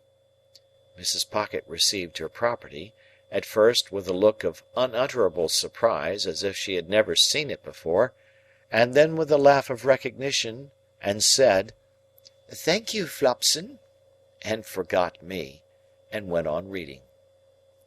I found, now I had leisure to count them, that there were no fewer than 6 little Pockets present, in various stages of tumbling up. I had scarcely arrived at the total when a 7th was heard, as in the region of air, wailing dolefully. "If there ain't baby," said Flopson, appearing to think it most surprising, "make haste up, Millers." Millers, who was the other nurse, retired into the house, and by degrees the child's wailing was hushed and stopped, as if it were a young ventriloquist with something in its mouth. Mrs. Pocket read all the time, and I was curious to know what the book could be. We were waiting, I suppose, for Mr. Pocket to come out to us. At any rate, we waited there, and so I had an opportunity of observing the remarkable family phenomenon that whenever any of the children strayed near Mrs. Pocket in their play, they always tripped themselves up and tumbled over her, always very much to her momentary astonishment and their own more enduring lamentation. I was at a loss to account for this surprising circumstance, and could not help giving my mind to speculations about it, until by and by Millers came down with the baby, which baby was handed to Flopson, which Flopson was handing it to Mrs. Pocket, when she too went fairly head foremost over Mrs. Pocket, baby and all, and was caught by Herbert and myself. "Gracious me, Flopson," said Mrs. Pocket, looking off her book for a moment, "everybody's tumbling." "Gracious you indeed, mum," returned Flopson, very red in the face. "What have you got there?" I got here, Flopson?" asked Mrs. Pocket. "Why, if it ain't your footstool!" cried Flopson. "And if you keep it under your skirts like that, who's to help tumbling? Here! Take the baby, Mum, and give me your book." Mrs. Pocket acted on the advice, and inexpertly danced the infant a little in her lap, while the other children played about it. This had lasted but a very short time, when Mrs. Pocket issued summary orders that they were all to be taken into the house for a nap. Thus I made the second discovery on that first occasion, that the nurture of the little Pockets consisted of alternately tumbling up and lying down. Under these circumstances, when Flopson and Millers had got the children into the house, like a little flock of sheep, and Mr. Pocket came out of it to make my acquaintance, I was not much surprised to find that Mr. Pocket was a gentleman with a rather perplexed expression of face, and with his very grey hair disordered on his head, as if he didn't quite see his way to putting anything straight.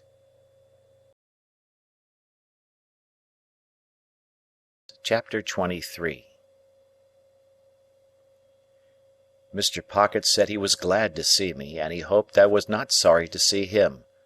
"For I really am not," he added with his son's smile, "an alarming personage." He was a young-looking man, in spite of his perplexities and his very grey hair, and his manner seemed quite natural. I use the word natural, in the sense of its being unaffected.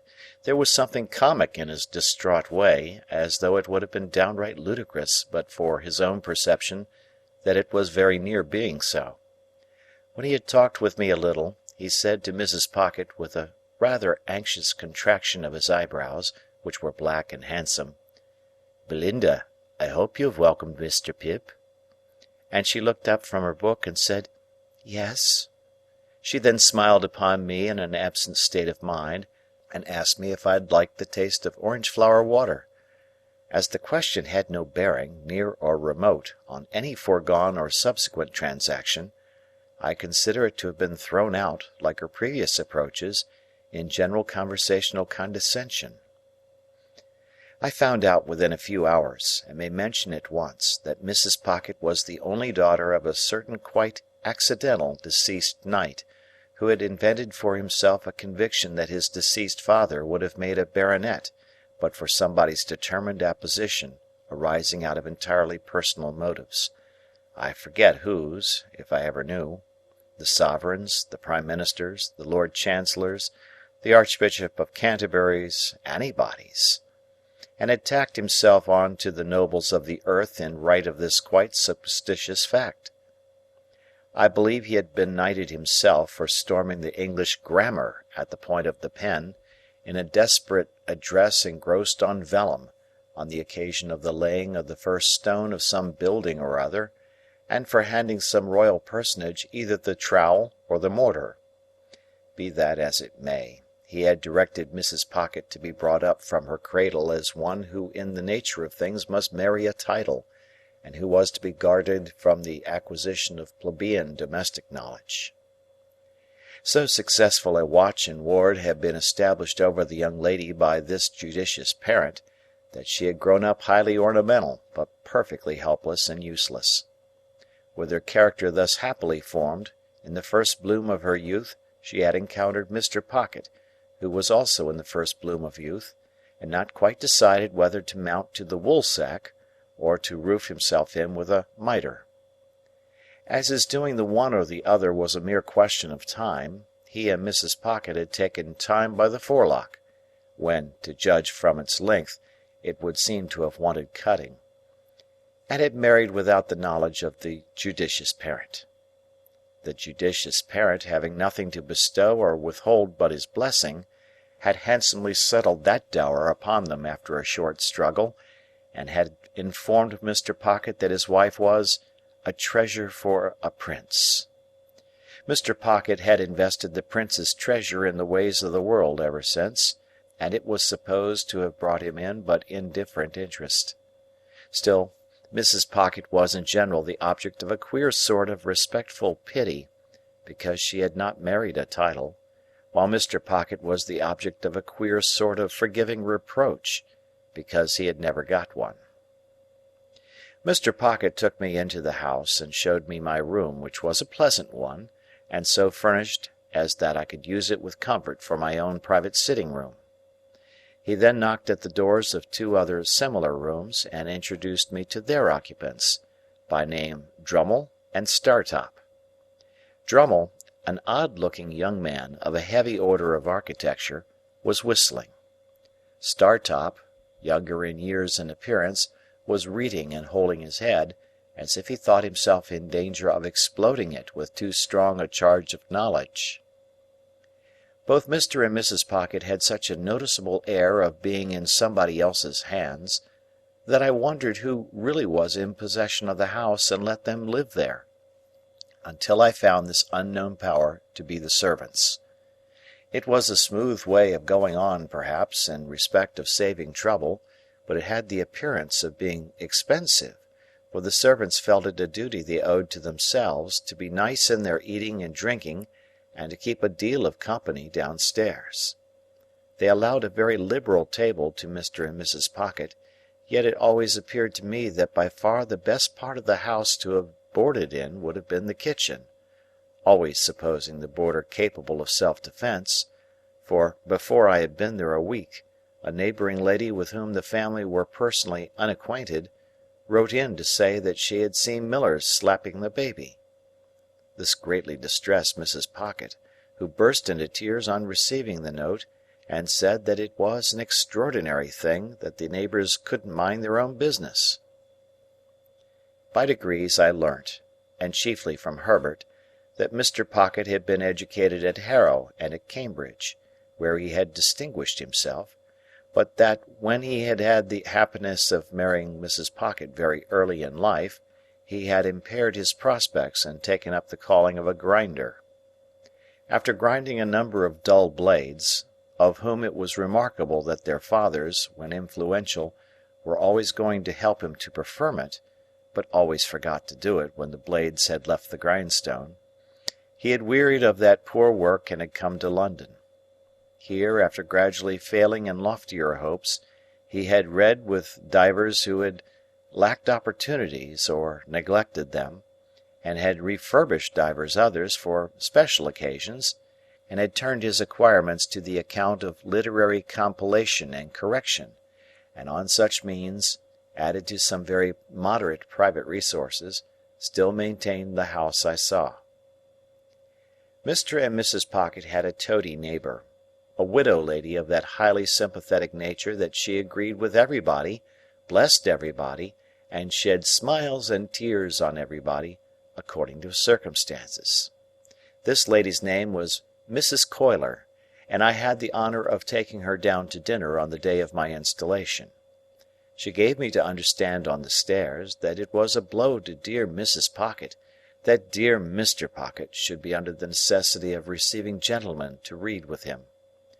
That did not extend to me, she told me in a gush of love and confidence. At that time I had known her something less than 5 minutes. If they were all like me, it would be quite another thing. "But dear Mr. Pocket," said Mrs. Coiler, "after her early disappointment, not that dear Mr. Pocket was to blame in that, requires so much luxury and elegance." "Yes, ma'am," I said to stop her, for I was afraid she was going to cry. "And she is of so aristocratic a disposition." "Yes, ma'am," I said again, with the same object as before. "That it is hard," said Mrs. Coiler, "to have dear Mr. Pocket's time and attention diverted from dear Mrs. Pocket." I could not help thinking that it might be harder if the butcher's time and attention were diverted from dear Mrs. Pocket, but I said nothing, and indeed had enough to do in keeping a bashful watch upon my company manners. It came to my knowledge, through what passed between Mrs. Pocket and Drummle while I was attentive to my knife and fork, spoon, glasses, and other instruments of self-destruction, that Drummle, whose Christian name was Bentley, was actually the next heir but one to a baronetcy. It further appeared that the book I had seen Mrs. Pocket reading in the garden was all about titles, and that she knew the exact date at which her grandpapa would have come into the book, if he had ever come at all. Drummle didn't say much, but in his limited way (he struck me as a sulky kind of fellow) he spoke as one of the elect, and recognized Mrs. Pocket as a woman and a sister. No one but themselves and Mrs. Coiler, the toady neighbour, showed any interest in this part of the conversation, and it appeared to me that it was painful to Herbert, but it promised to last a long time, when the page came in with the announcement of a domestic affliction. It was, in effect, that the cook had mislaid the beef. To my unutterable amazement, I now for the first time saw Mr. Pocket relieve his mind by going through a performance that struck me as very extraordinary, but which made no impression on anybody else, and with which I soon became as familiar as the rest. He laid down the carving knife and fork, being engaged in carving at the moment, put his two hands into his disturbed hair, and appeared to make an extraordinary effort to lift himself up by it. When he had done this, and had not lifted himself up at all, he quietly went on with what he was about. Mrs. Coiler then changed the subject, and began to flatter me.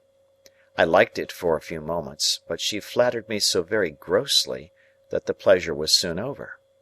She had a serpentine way of coming close at me when she pretended to be vitally interested in the friends and localities I had left, which was altogether snaky and fork-tongued, and when she made an occasional bounce upon Startop, who said very little to her, or upon Drummle, who said less, I rather envied them for being on the opposite side of the table. After dinner, the children were introduced, and Mrs. Coiler made admiring comments on their eyes, noses, and legs, a sagacious way of improving their minds. There were 4 little girls and 2 little boys, besides the baby who might have been either, and the baby's next successor who was as yet neither. They were brought in by Flopson and Millers, much as though those 2 non-commissioned officers had been recruiting somewhere for children and had enlisted these, while Mrs. Pocket looked at the young nobles that ought to have been, as if she rather thought she had had the pleasure of inspecting them before, but didn't quite know what to make of them.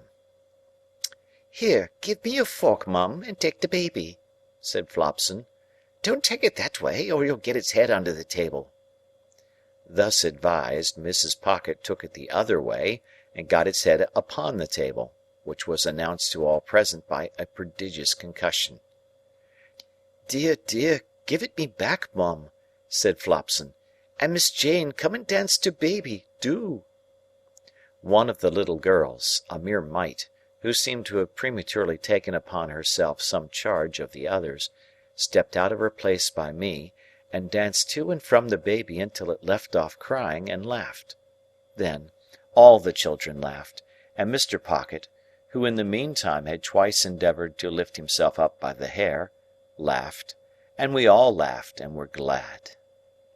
Flopson, by dint of doubling the baby at the joints like a Dutch doll, then got it safely into Mrs. Pocket's lap, and gave it the nutcrackers to play with, at the same time recommending Mrs. Pocket to take notice that the handles of that instrument were not likely to agree with its eyes, and sharply charging Miss Jane to look after the same. Then, the 2 nurses left the room, and had a lively scuffle on the staircase with a dissipated page who had waited at dinner, and who had clearly lost half his buttons at the gaming-table. I was made very uneasy in my mind by Mrs. Pocket's falling into a discussion with Drummle respecting 2 baronetcies, while she ate a sliced orange steeped in sugar and wine, and forgetting all about the baby on her lap, who did most appalling things with the nutcrackers.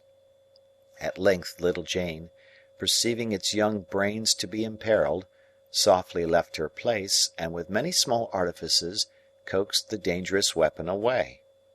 Mrs. Pocket finishing her orange at about the same time, and not approving of this, said to Jane, "You naughty child, how dare you? Go and sit down this instant."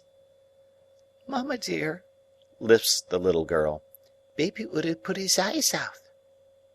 "How dare you tell me so?" retorted Mrs. Pocket. "Go and sit down in your chair this moment." Mrs. Pocket's dignity was so crushing that I felt quite abashed, as if I myself had done something to rouse it. "Belinda," remonstrated Mr. Pocket, from the other end of the table, "how can you be so unreasonable?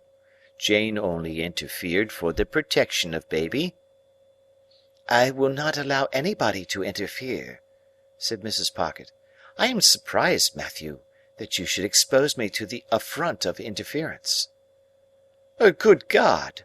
cried Mr. Pocket, in an outbreak of desolate desperation. "Are infants to be nutcrackered into their tombs, and is nobody to save them?" "I will not be interfered with by Jane," said Mrs. Pocket, with a majestic glance at that innocent little offender. "I hope I know my poor grandpapa's position. Jane, indeed!" Mr. Pocket got his hands in his hair again, and this time really did lift himself some inches out of his chair. "Hear this!" he helplessly exclaimed to the elements.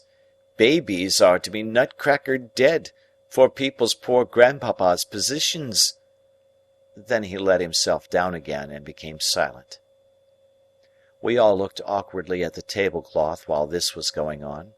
A pause succeeded, during which the honest and irrepressible baby made a series of leaps and crows at little Jane, who appeared to me to be the only member of the family, irrespective of servants, with whom it had any decided acquaintance. "Mr. Drummle," said Mrs. Pocket, "will you ring for Flopson? Jane, you undutiful little thing, go and lie down. Now, baby darling, come with Ma." The baby was the soul of honour, and protested with all its might. It doubled itself up the wrong way over Mrs. Pocket's arm, exhibited a pair of knitted shoes and dimpled ankles to the company in lieu of its soft face, and was carried out in the highest state of mutiny. And it gained its point after all, for I saw it through the window within a few minutes, being nursed by little Jane. It happened that the other 5 children were left behind at the dinner table, through Flopson's having some private engagement, and there not being anybody else's business. I thus became aware of the mutual relations between them and Mr. Pocket, which were exemplified in the following manner. Mr. Pocket, with the normal perplexity of his face heightened and his hair rumpled, looked at them for some minutes, as if he couldn't make out how they came to be boarding and lodging in that establishment, and why they hadn't been billeted by nature on somebody else. Then, in a distant missionary way, he asked them certain questions, as why little Joe had that hole in his frill, who said Pa, Flopson was going to mend it when she had time, and how little Fanny came by that whitlow, who said Pa, Millers was going to poultice it when she didn't forget. Then he melted into parental tenderness and gave them a shilling apiece, and told them to go and play, and then as they went out, with one very strong effort to lift himself up by the hair, he dismissed the hopeless subject. In the evening there was rowing on the river. As Drummle and Startop had each a boat, I resolved to set up mine, and to cut them both out. I was pretty good at most exercises in which country boys are adepts, but as I was conscious of wanting elegance of style for the Thames, not to say for other waters, I at once engaged to place myself under the tuition of the winner of a prize wherry who plied at our stairs, and to whom I was introduced by my new allies. This practical authority confused me very much by saying I had the arm of a blacksmith. If he could have known how nearly the compliment lost him his pupil, I doubt if he would have paid it. There was a supper tray after we got home at night, and I think we should all have enjoyed ourselves, but for a rather disagreeable domestic occurrence. Mr. Pocket was in good spirits, when a housemaid came in and said, "If you please, sir, I should wish to speak to you." "Speak to your master?" said Mrs. Pocket, whose dignity was roused again. "How can you think of such a thing? Go and speak to Flopson, or speak to me at some other time." "Begging your pardon, ma'am," returned the housemaid, I should wish to speak at once, and to speak to master." Hereupon Mr. Pocket went out of the room, and we made the best of ourselves until he came back. "This is a pretty thing, Belinda," said Mr. Pocket, returning with a countenance expressive of grief and despair. "Here's the cook lying insensibly drunk on the kitchen floor, with a large bundle of fresh butter made up in the cupboard ready to sell for grease." Mrs. Pocket instantly showed such amiable emotion, and said, "This is that odious Sophia's doing." "What do you mean, Belinda?" demanded Mr. Pocket. "Sophia has told you," said Mrs. Pocket. "Did I not see her with my own eyes, and hear her with my own ears, come into the room just now and ask to speak to you?" "But has she not taken me downstairs, Belinda," returned Mr. Pocket, "and shown me the woman, and the bundle too?" "And do you defend her, Matthew," said Mrs. Pocket, "for making mischief?"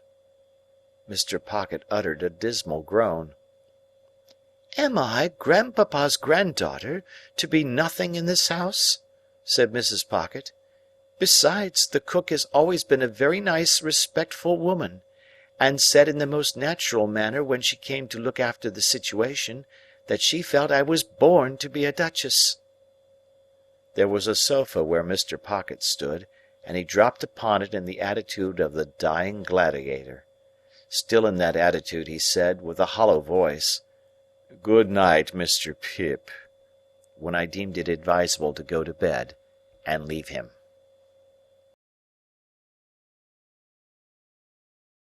Chapter 24. After 2 or 3 days, when I had established myself in my room and had gone backwards and forwards to London several times, and had ordered all I wanted of my tradesmen, Mr. Pocket and I had a long talk together. He knew more of my intended career than I knew myself, for he referred to his having been told by Mr. Jaggers that I was not designed for any profession, and that I should be well enough educated for my destiny if I could hold my own with the average of young men in prosperous circumstances. I acquiesced, of course, knowing nothing to the contrary. He advised my attending certain places in London, for the acquisition of such mere rudiments as I wanted, and my investing him with the functions of explainer and director of all my studies. He hoped that with intelligent assistance I should meet with little to discourage me, and should soon be able to dispense with any aid but his. Through his way of saying this, and much more to similar purpose, he placed himself on confidential terms with me in an admirable manner, and I may state at once that he was always so zealous and honourable in fulfilling his compact with me, that he made me zealous and honourable in fulfilling mine with him.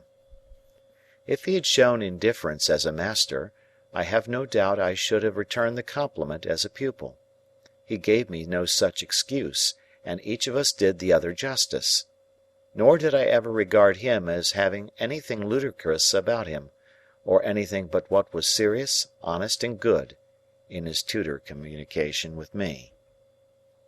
When these points were settled, and so far carried out as that I had begun to work in earnest, it occurred to me that if I could retain my bedroom in Barnard's Inn, my life would be agreeably varied, while my manners would be none the worse for Herbert's society.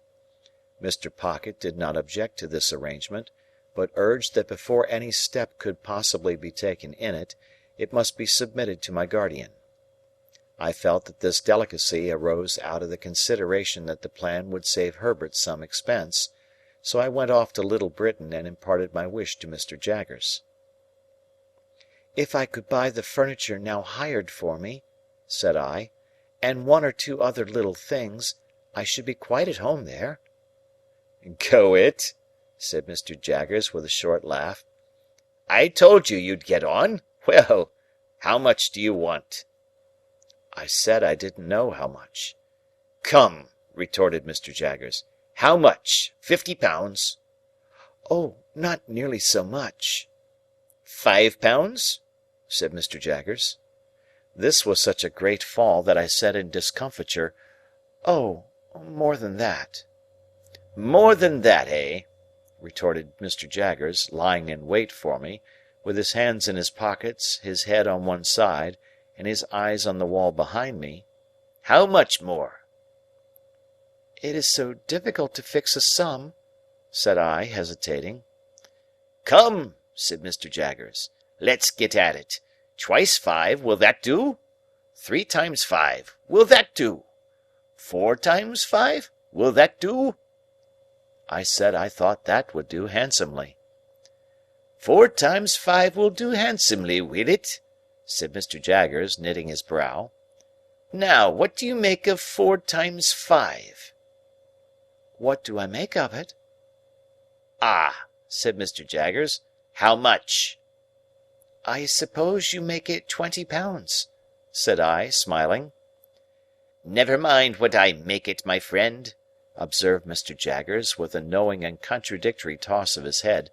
"I want to know what you make it." £20, of course. "Wemmick," said Mr. Jaggers, opening his office door, "take Mr. Pip's written order and pay him £20. This strongly marked way of doing business made a strongly marked impression on me, and that not of an agreeable kind. Mr. Jaggers never laughed, but he wore great, bright, creaking boots, and in poising himself on these boots, with his large head bent down and his eyebrows joined together, awaiting an answer, he sometimes caused the boots to creak as if they laughed in a dry and suspicious way. As he happened to go out now, and as Wemmick was brisk and talkative, I said to Wemmick that I hardly knew what to make of Mr. Jaggers' manner. "Tell him that, and he'll take it as a compliment," answered Wemmick. "He don't mean that you should know what to make of it. Ho!" for I looked surprised. "It's not personal, it's professional, only professional." Wemmick was at his desk lunching, and crunching, on a hard dry biscuit, pieces of which he threw from time to time into his slit of a mouth, as if he were posting them. "Always seems to me," said Wemmick, "as if he had set a man-trap and was watching it. Suddenly, click, you're caught." Without remarking that man-traps were not among the amenities of life, I said I supposed he was very skilful? "Deep," said Wemmick, "as Australia." Pointing with his pen at the office floor, to express that Australia was understood, for the purposes of the figure, to be symmetrically on the opposite spot of the globe. "If there was anything deeper," said Wemmick, bringing his pen to paper, "he'd be it." Then I said I supposed he had a fine business, and Wemmick said, "Capital."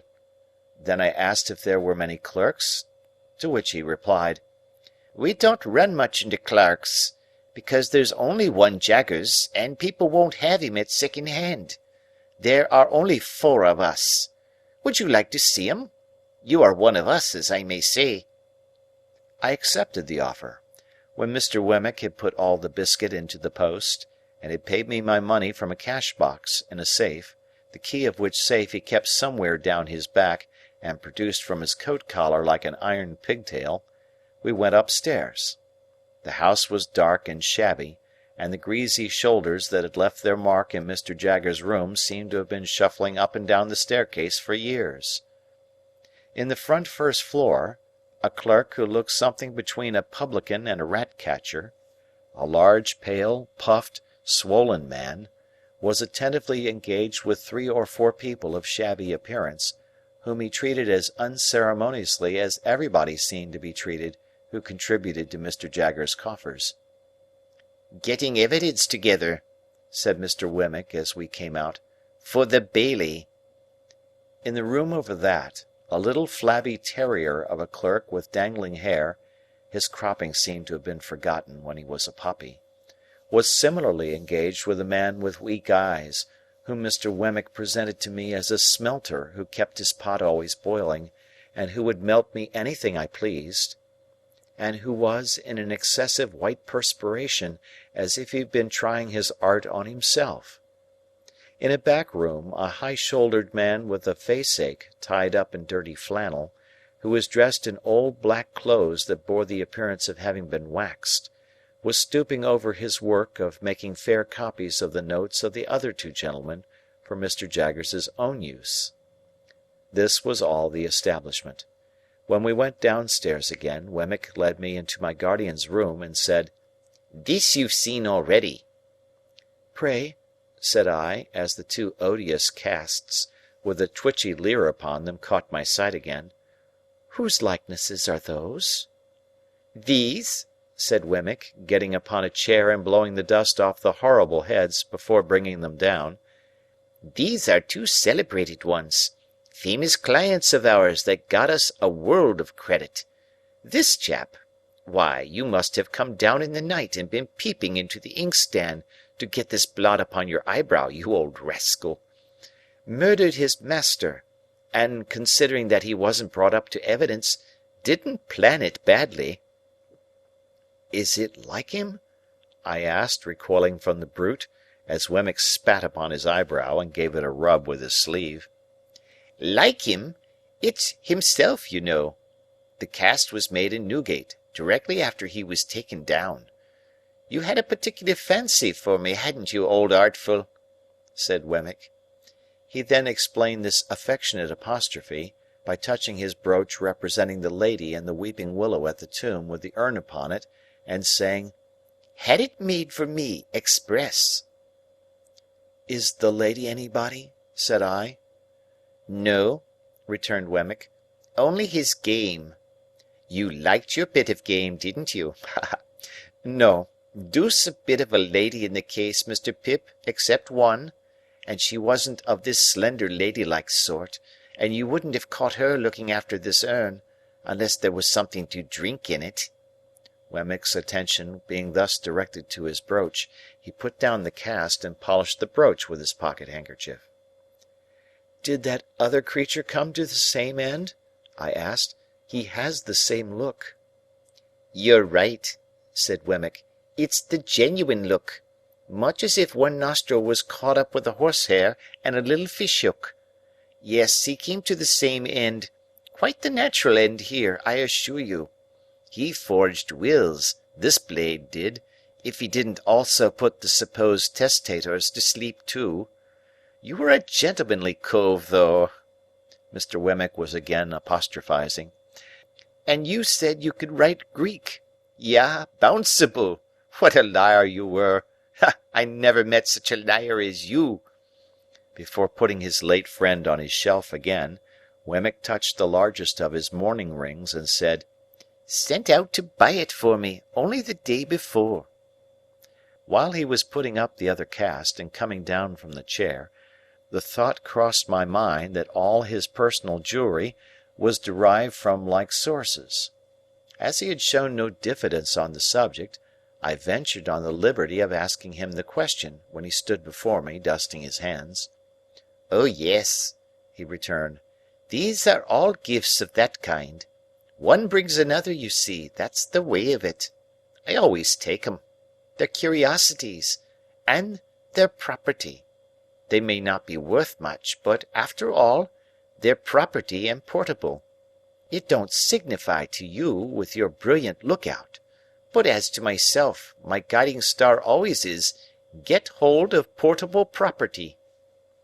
When I had rendered homage to this light, he went on to say, in a friendly manner, "If at any odd time when you have nothing better to do, you wouldn't mind coming over to see me at Walworth, I could offer you a bed, and I should consider it an honour. I have not much to show you, but such 2 or 3 curiosities as I have got you might like to look over, and I am fond of a bit of a garden and a summer-house." I said I should be delighted to accept his hospitality. "Thank'ee," said he. "Then we'll consider that it's to come off, when convenient to you.